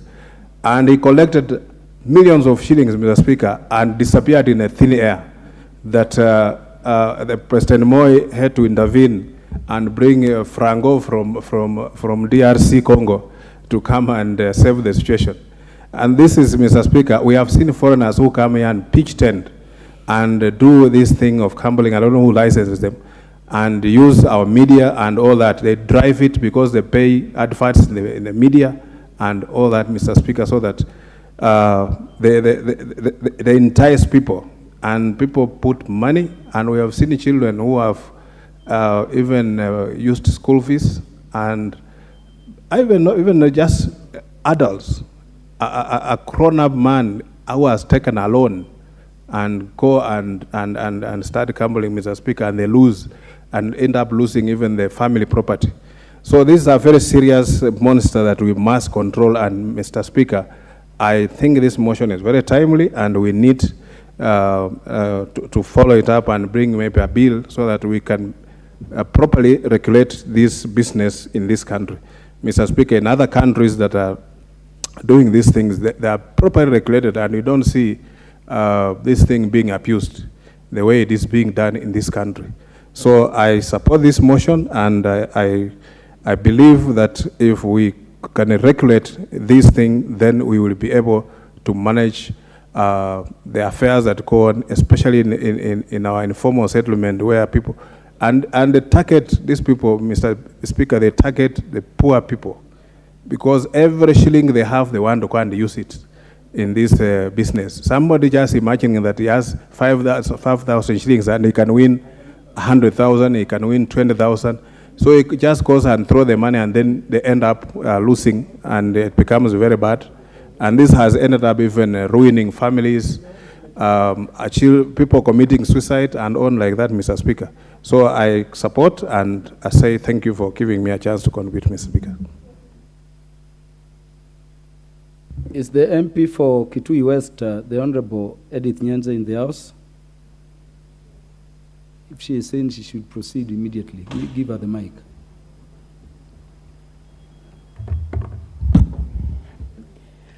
Thank you, Mr. Speaker, sir, and sorry for the inconvenience. Let me take this opportunity to hear my views on this motion. First, congratulating the MP for this motion. It has come at the right time. And there was a time I even wanted to ask a question, but now he's put it in the right way by actually getting the facts together and bringing it as a motion. You notice that many radio stations, especially vernacular radio stations, are actually running gaming or betting activities with against the law, because they are not licensed and they do not have the requisite licenses to do so. You find that they're actually doing gaming. 80% of their time they are using on gaming and 20% on news. But they are actually licensed to do news and also advertisements and such like things. But most of the time they spend the time gaming. And this one has many Kenyans be victims, because what they do is that they try to ask very simple questions and very obvious questions which anyone can answer. And by doing so, by asking such cheap questions, they attract the unsuspecting Kenyans who keep on trying, because especially during this time when we have people who are very desperate, these radio stations are taking advantage of these unsuspecting Kenyans who think that they can make money very quickly through gaming. with our youth, you find that our youth, they need a lot of education, they need a lot of counseling to be told that they will not get rich by getting money quickly, because that is what they are trying to do, because they think they will get money rich very quickly, and therefore they fall prey to these radio stations. So the gaming authorities should move swiftly and save Kenyans by coming up with the required regulations, required policy. The government should come up with a required policy so that we protect the unsuspecting Kenyans. So the radio stations are giving false hope, stealing. Actually, this one is daylight, stealing from unsuspecting Kenyans. So I would address the Kenyans and tell them that to actually stop losing money, to stop losing money through this gaming, because what they are following or what they are doing is actually false. It's not true. There is no money, and it's not easy to get that 100,000 you are being promised by these radio stations. Just work hard. Use that money for the right kind of use which you wanted to use it for. Don't speculate that you will get money. There is no money, because even the people they are announcing on the radio stations that they have won, if you follow, you will find that actually these are not real people. Maybe they are just their family members. Maybe they are just their friends, and they are just lying that you are going to get a lot of money. So, Mr. Speaker, I support this motion and say that the government should move swiftly to come up with the regulations and the right guidelines to these radio stations. In fact, they should stop this game right away so that we don't have many Kenyans lose their money. Thank you, Mr. Speaker, and I support the motion. Thank you very much. The Honorable Member of Parliament for Kericho County, the Honorable Beatrice Kimei.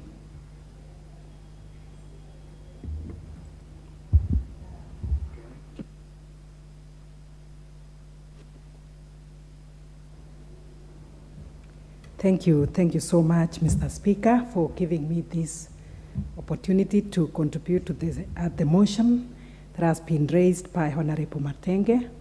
I want to appreciate the fact that it has come at the right time when Kenyans are looking for any way possible to get food on their table, any way possible to pay their bills, to pay school fees and all that.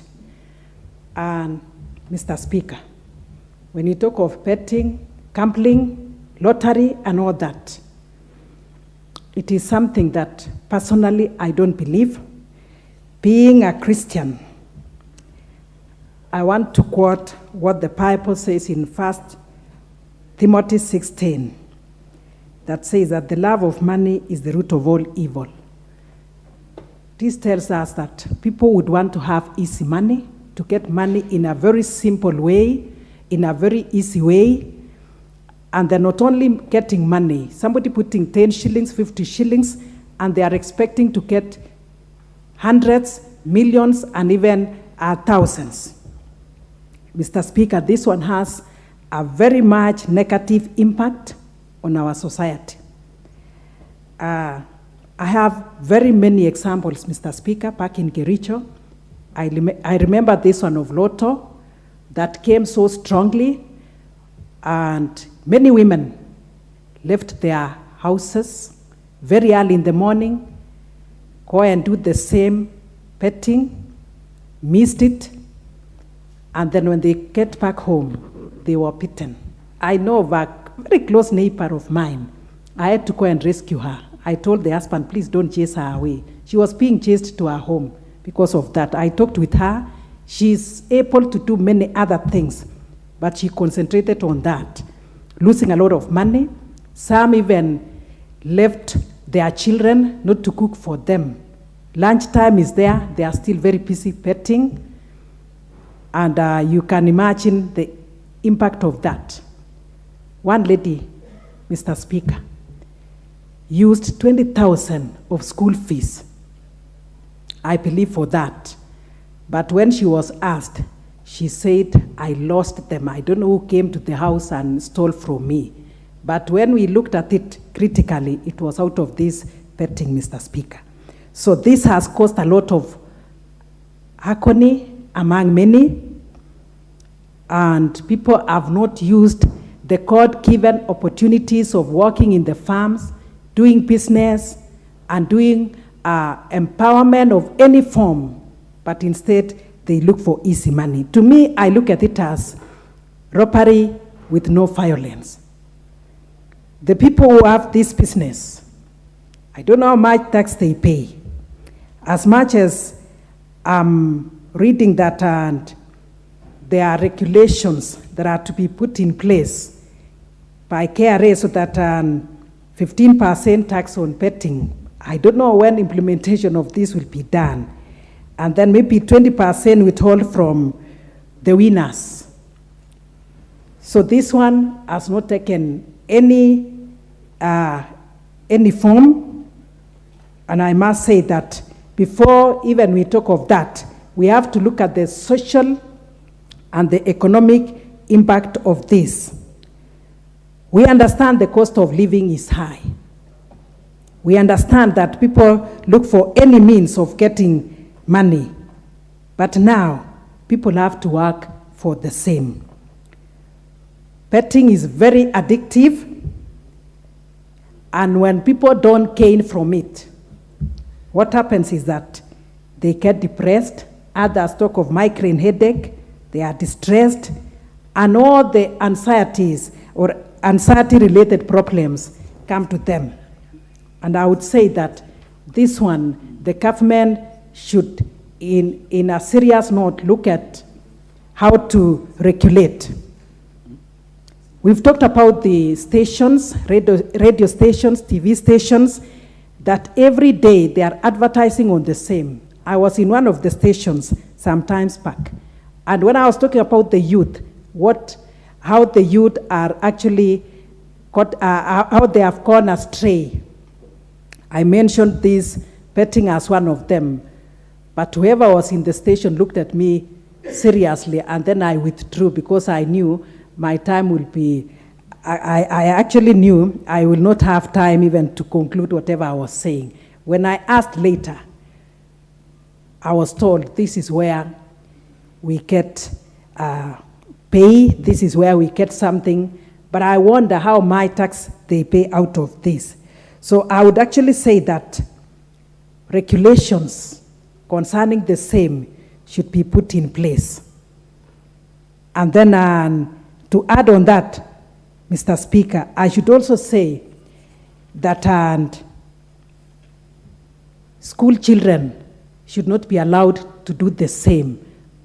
It should be regulated on what time betting starts and for what purpose, and how people can do it in a fair way. People call it's a jackpot, and some get a lot of money. As I do say that I'm not in support of the same, I also acknowledge that there are people who have actually benefited from the same. I know of one person who actually got 200 million. Of course, he became a millionaire in a day, but he used the money, I believe, positively. But now, I don't know how much tax he paid out of it, but imagining one person out of millions of Kenyans or hundreds and thousands, only one person benefit from the same. So I would say that as this House, we have to take it seriously, and I request the member who has brought it on the floor to take it into the next level so that it is not only a motion, it can be appeal, and that is how it can gain, it can actually be regulated. Children have dropped out of school. Others have poor performance because of waste of time. I know of children who have also been beaten. Reason, their domestic work has not been done because they go out to do the same.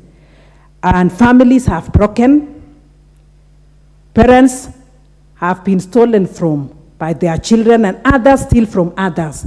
So I want to support this motion in a very strong way and say that we should look more into it, and I request the member to go deeper into that and bring it in as a bill, and we will support it. Thank you so much, Mr. Speaker, for giving me this opportunity to contribute to the same. Thank you. Thank you very much. Honorable members, I'm informed that we have members of Kakamega County Assembly in the Speaker's Gallery. We have the Honorable Silai Shienji, the Honorable James Etabale,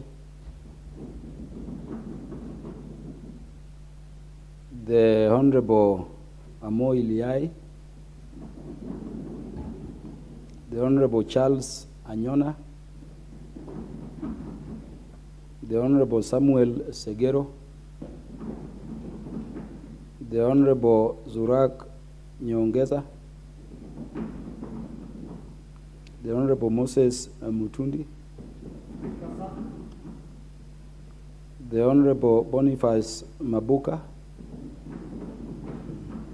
the Honorable Donald Okumu, and the Honorable Joel Okwako.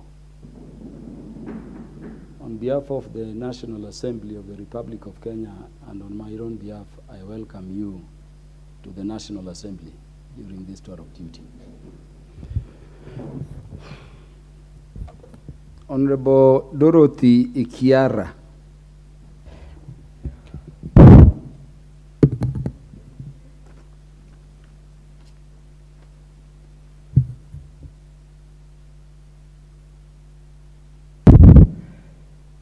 Thank you, Mr. Speaker, for giving me this opportunity to support this very, very important motion that has been brought to the House by Honorable Mathenge, MP Nyeri Town. Mr. Speaker, sir, it is good to note that this motion is very timely because it's speaking about the ban of media houses from running lottery and prize money competition. Mr. Speaker, it is worth noting that the media houses of today, they have lost their primary objective. I'm saying this, Mr. Speaker, because in the late 80s, 70s, we knew that if it's lunch hour, we would run to the media stations to hear the latest news, what is happening across the country.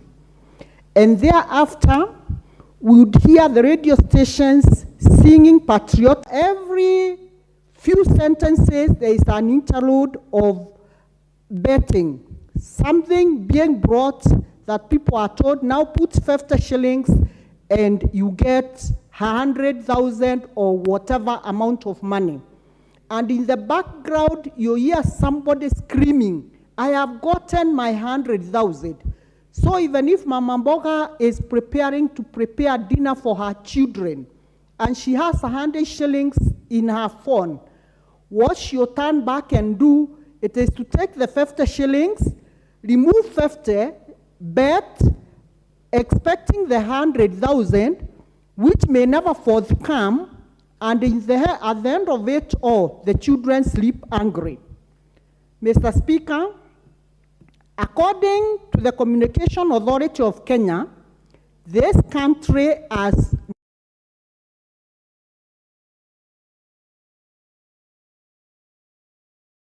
stations that are mostly ethical.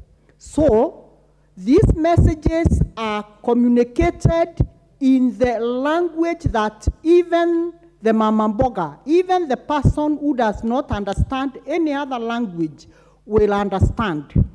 Mr. Speaker, and instead of these stations talking objectively of things that are happening in the country, they have become a recipe for making our families poorer. Families have become more poorer because they want to get rich quickly and they are enticed to easy money. Mr. Speaker, sir, this has become an economic activity of easy making money from some unscrupulous individuals in this country. What I would say, Mr. Speaker, it is absolutely immoral, it is ungodly, it is not right for somebody to make money out of the vulnerable, the most vulnerable members of the society. Mr. Speaker, sir, these media houses have gone even further. And far from what we are thinking, that it is only the young generation which is affected by this, it is not true. People are taking even their pensions and they end up going to this betting and gambling game. Mr. Speaker, a survey done by the Central Bank and by the Kenya National Bureau of Statistics, it indicates that the elderly people bet 49 times a week. On average, this is much higher than the 41.4 of all the other age groups. And what this tells us, Mr. Speaker, these lotteries and prize money are conducted mostly by the television and radio stations. And vernacular stations, as I had indicated earlier, are the most notorious on this. And this is why, Mr. Speaker, most of the people who even take their pension after falling prey and victims of this, they end up paupers and they go to an early grave. Mr. Speaker, I want to state that this country is contending with a raft of issues that are affecting our youth very, very negatively. We are talking of drugs, we are talking of beer, we are talking of very many other negative things that our youth have been engaged in. And these vices are so deeply entrenched in our society that they are not going to spare any of us. School-going children, we have had, there are a lot of dropouts. We have had, there is rampant absenteeism in our schools. We know too well that all these accumulate to negative effects in our society. Therefore, Mr. Speaker, sir, I want to support this motion, and I wish to say, ask Honorable Mathenge, let us escalate it at another level so that we don't just talk here, because it is evident that in the year 2021, the Betting and Licensing Board was given a green light to stop this vice, but it seems that they don't have the powers to do that. Mr. Speaker, I support and say these negative social trends in our society must stop. It is us, this House, that has the powers to bring this vice to an end. Thank you, Mr. Speaker. Parliament for Busia County, the Honorable Catherine Omanya. Thank you, Mr. Speaker. I would love to oppose this motion because any institution that is legally registered here, if there's anything they are doing illegal, then there can be a way of regulating. I look at our football clubs that lack anybody to hold them. And I find that these betting institutions are the ones that are funding them. Otherwise, we would be killing our talented young men and women who are in these various games out there. Secondly, anything that everybody with common sense has, before they engage in it, they should be mature enough and disciplined enough to go into it. I don't think anybody puts a gun on anyone to go and gamble. Gambling is a choice. It's not a must, it's not a priority of anybody. So it's a choice. If anyone chooses to gamble and maybe one day wake up to be a millionaire, then be it. The thing here is discipline. And also the Bible says it is wrong to be covetous. So if somebody wants to be a millionaire within a second and tries their way out and doesn't get it there, you don't have to point at the person who brought the game. It is the person who went to play the game. So I think there are individuals in this country that are being targeted, because I've had one of our honorable member mention Royal Media and MediaMax.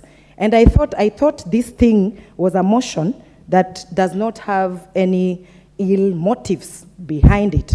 But immediately he mentioned, then I realized that it's not actually the gambling. It's not the betting. It is some personalities in this country that are being targeted. And it's bad manners for anyone to be in power and want to oppress or finish the other. Because what you set up might be a trap for you yourself. So we should be very careful. Betting companies pay their taxes. If we must regulate, maybe we can up it a little so that they pay higher, because we see the participants are many across even Africa or the world, and maybe what they give back is what we should be looking into, the auditing. We should be looking into how much do they give back to the country. But we all, as leaders, have a role into looking after our kids, what they are getting into. Many times, I do not sleep until I go through the history of my phone to monitor what my baby or my nephews or nieces have been looking into. So it is just a way of people being very lazy. What will your child be doing betting, and you are there? If they are trying those things, just stop them. So let us not throw punches and escape from our responsibilities as parents and start saying it is this gambling, it is that. And also, I think in the regulations, they would add and say, the way they say it to people who drink, that you engage in it at your own risk or something like that. It's a little warning to it. But do not kill any institutions that are here, that are helping our sports, our games. They are helping in one way or another in charitable activities. We see them helping out. And that is all I wanted to say. Thank you. Phyllis Berto, the MP for Moiben.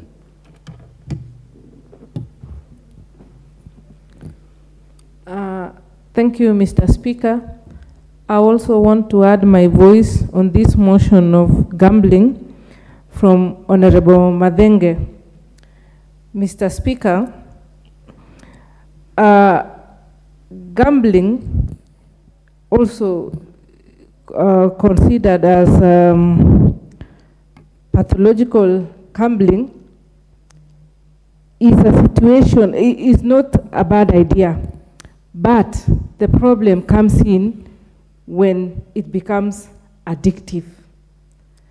And when it becomes an addiction, it is just like any other,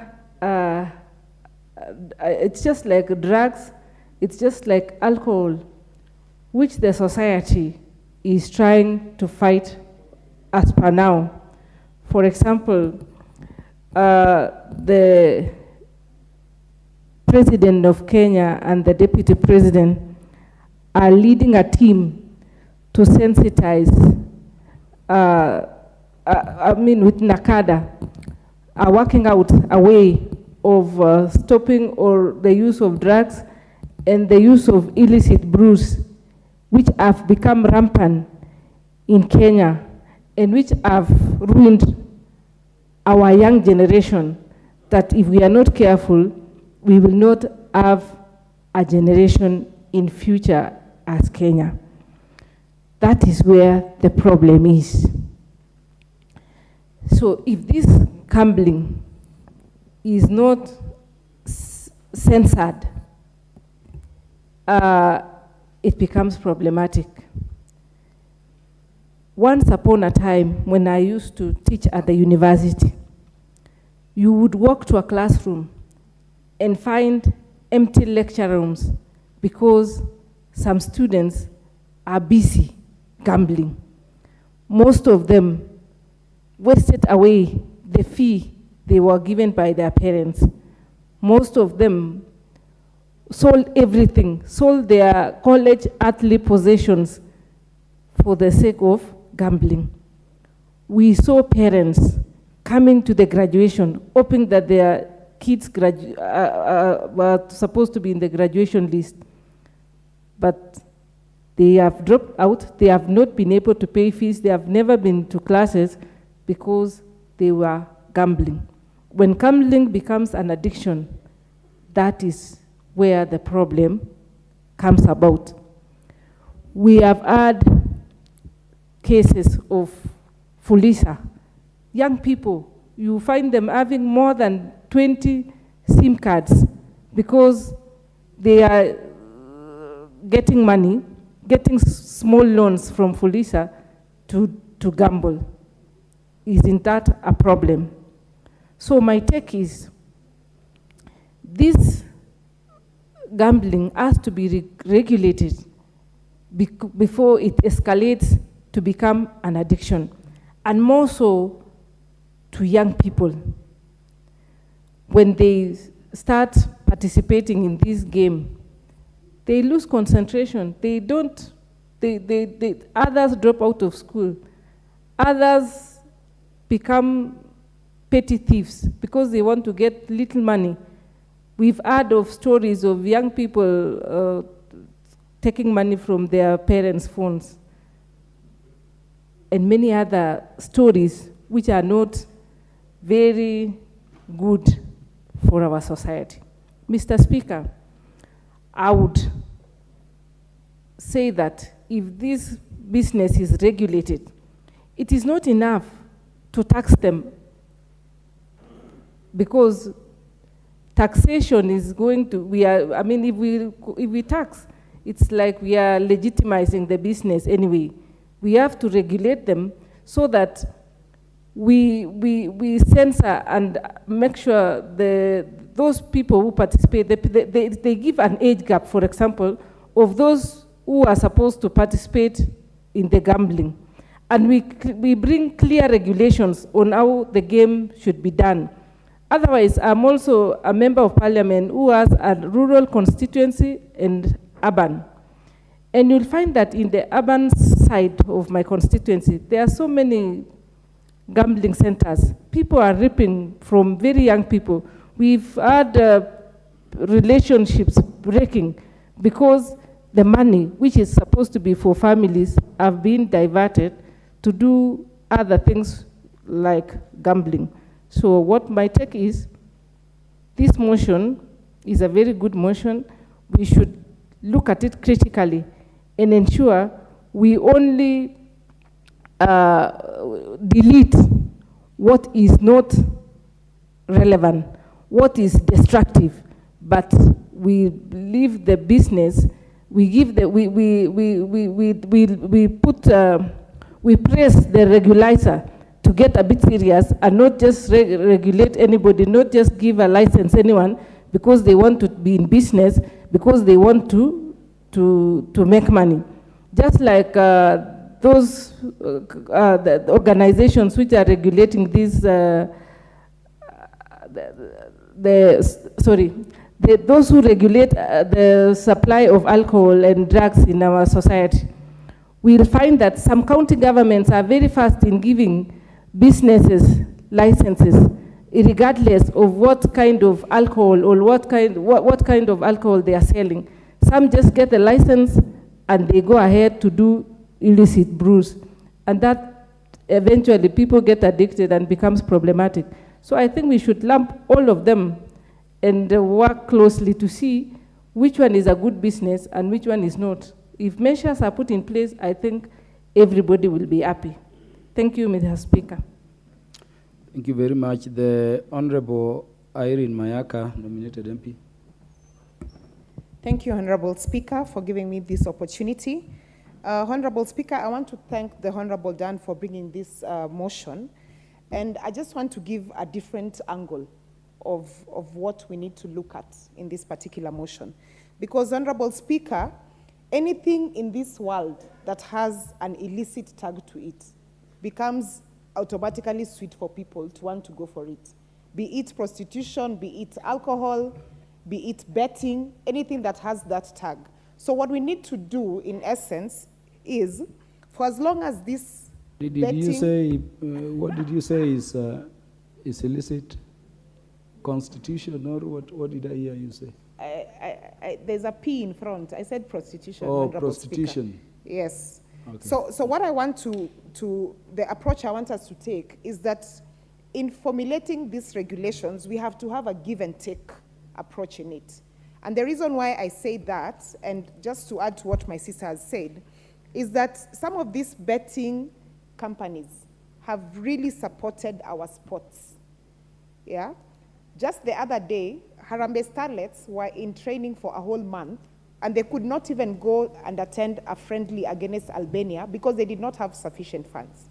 But if you look at some of the betting companies, like for example, Mozart supports Homeboys FC, Betika supports Police FC and AFC, SportPesa supports Moranga and Gor Mahia. We have sports companies and clubs that are actually suffering right now, and we have to raise funds on a weekly basis, like Shabana from back at home, who are doing extremely well, but they don't have anyone to support because the government doesn't have enough sufficient funds to support our sports. So what we also need to do in our regulations is to look at a way that ensures that some of these betting companies that are actually supporting our sports, that are gaining revenue from it and supporting our sports, how are we also supporting them? Just to encourage them as well. Because regulation is good, yes, but at the same time, it has to be a regulation that also seeks to find out how are we also giving back. Because when you create laws in this country, they have to be laws that also encourage investments and revenue earning. Number two, the media companies. Because a lot of media companies, when you look at it right now, Honorable Speaker, be it FM stations or TV stations, they've gone into that space. Why? Because a lot of people are no longer doing advertisements on media. People don't have money. We are living in extremely difficult times. So for media houses, they found that this is one way that they can actually use to raise revenue for themselves. So what these regulations need to do is to ensure, because I am certain that every media company in this country has a legal office attached to it, is to ensure that the legal fraternities and departments in these radio stations and TV stations are making sure that the laws that we have in place are properly put in place to ensure that they also protect the consumers of this. Honorable Speaker, if you look at the Sports Amendment Bill of 2018, and in particular Section 12(1)(2) of A and B, it actually states very clearly that proceeds of any sports lottery taxes levied on betting companies should ideally go to the sports fund, so that then the sports fund can assist to make sure that the different teams that we have in this country are supported. The question we should be asking ourselves is this really happening? Has KRA given audit records to the sports committee to ensure that this actually happens? And I saw the sports chair here, Mr. Chair, and I really wanted him to listen to this, because this is another angle that we should be looking at. So when we're reading both acts, the Lottery and Betting Act and the Sports Act, we need to make sure that it covers ground sufficiently so that it helps this country. Mr. Speaker, one of the games that earned this, the sports Gor Mahia the highest source of revenue was a game that they played against Everton in May of 2019. And that particular game was a full stadium in Kasarani. I remember I was in attendance. That particular game, through SportPesa, who did extreme marketing online, on social media, on radio, on TV, was full capacity. And full capacity because it ensured that people paid for the game, people put a bet to either support Everton or Gor Mahia, and because of that, the team was able to actually pay allowances for its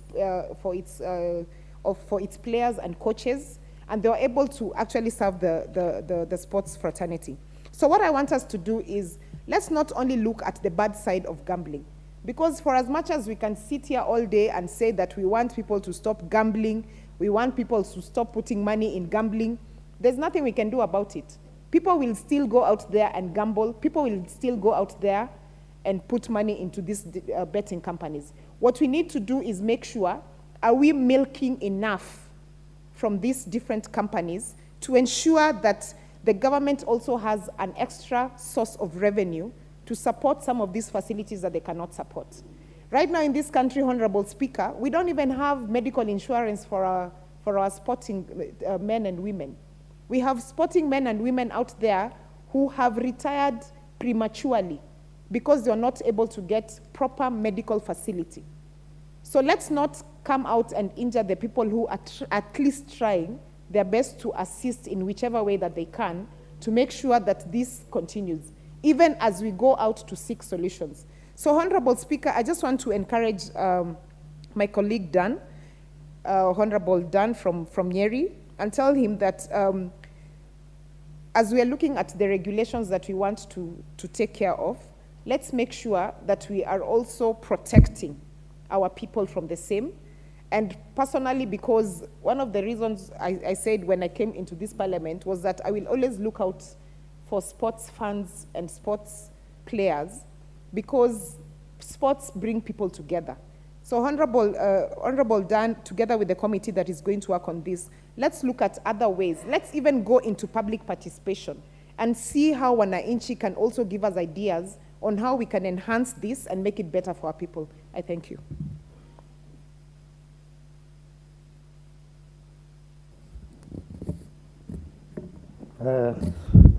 Thank you, Mr. Speaker, for the opportunity. I arise to support the motion that gambling should be regulated in this country. Mr. Speaker, if we look at the vices vis-a-vis the advantages of gambling in this country, you will realize that the effect of the gambling on the negative are so immense. And this is the reason as to why we should make sure that gambling or betting in this country is regulated in a manner that it is not so disadvantageous to the young men and women who are mostly vulnerable due to the rampant effect of gambling. Today, Mr. Speaker, young families are unbreaking due to mistrust related to gambling, whereby either the wife or the husband is immensely indulged in gambling.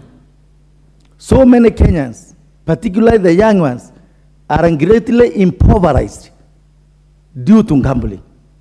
The insatiable lust, the insatiable need for money have made so many young people to think that by doing betting, they will be millionaires in a fortnight. This is the wrong notion. This is the wrong thinking that has made people to suffer due to gambling. The mostly affected sector is the education sector, Mr. Speaker. Today, most of the students from the university are dropping out of school because they are deeply indulged in gambling. And this is the high time this owner of house should get ways and measures to make sure that we contain betting in this country for the posterity of our young generation. So many vulnerable school-going kids, due to the negative publicity that is done by the media houses, it very sweet ones, very enticing ones, make them think that if you indulge in betting, by a day or so, or by a month, you will be a millionaire in this country. Just a few who has benefited from this, as it has been alluded, you will hear very sweet ones, music, to make sure that the listeners are made to move to this kind of business, which is not rewarding at all, as many people may think. So what we are saying is that one is also a kind of drug that is killing, that is eating to our society that needs to be very productive. Mr. Speaker, therefore, I'm calling the mover on Duncan to go ahead and have it as a bill so that we can discuss it and see the mechanisms, the best way possible we can make sure that we suppress this growing kind of habit that might eat onto our very, very useful sector of our society if not clearly averted. With those few remarks, Mr. Speaker, I am saying the narrative that's being peddled by these houses to make sure that this kind of business derives for their benefit is not helping the young Kenyans and even the people who are greatly endangered in it. Today, even the football that we talk about, you hear fans talking about Goma here, talking about others, and mainly the international players, whenever you hear them making noise, whenever they are saying we are supporting Arsenal, we are supporting Manchester, there is that element of gambling. And this is the reason as to why we are saying, as a country, we must get the mechanism and ways to regulate this growing kind of menace. Thank you, Mr. Speaker. Thank you very much. Honorable members, there will be 55 minutes remaining before debate of this motion concludes. I'm grateful there is a lot of interest in the motion. I saw Honorable Dan Wanyama, the chair in charge of sports. I don't know why he stepped out. But the next time we'll sit over this matter, we'll have that time to contribute. And I want to thank the members for being very patient. Order, honorable members. Honorable members, at the time being 1:00 p.m., this House stands adjourned until today, Wednesday, the 12th day of April 2023 at 2:30 p.m.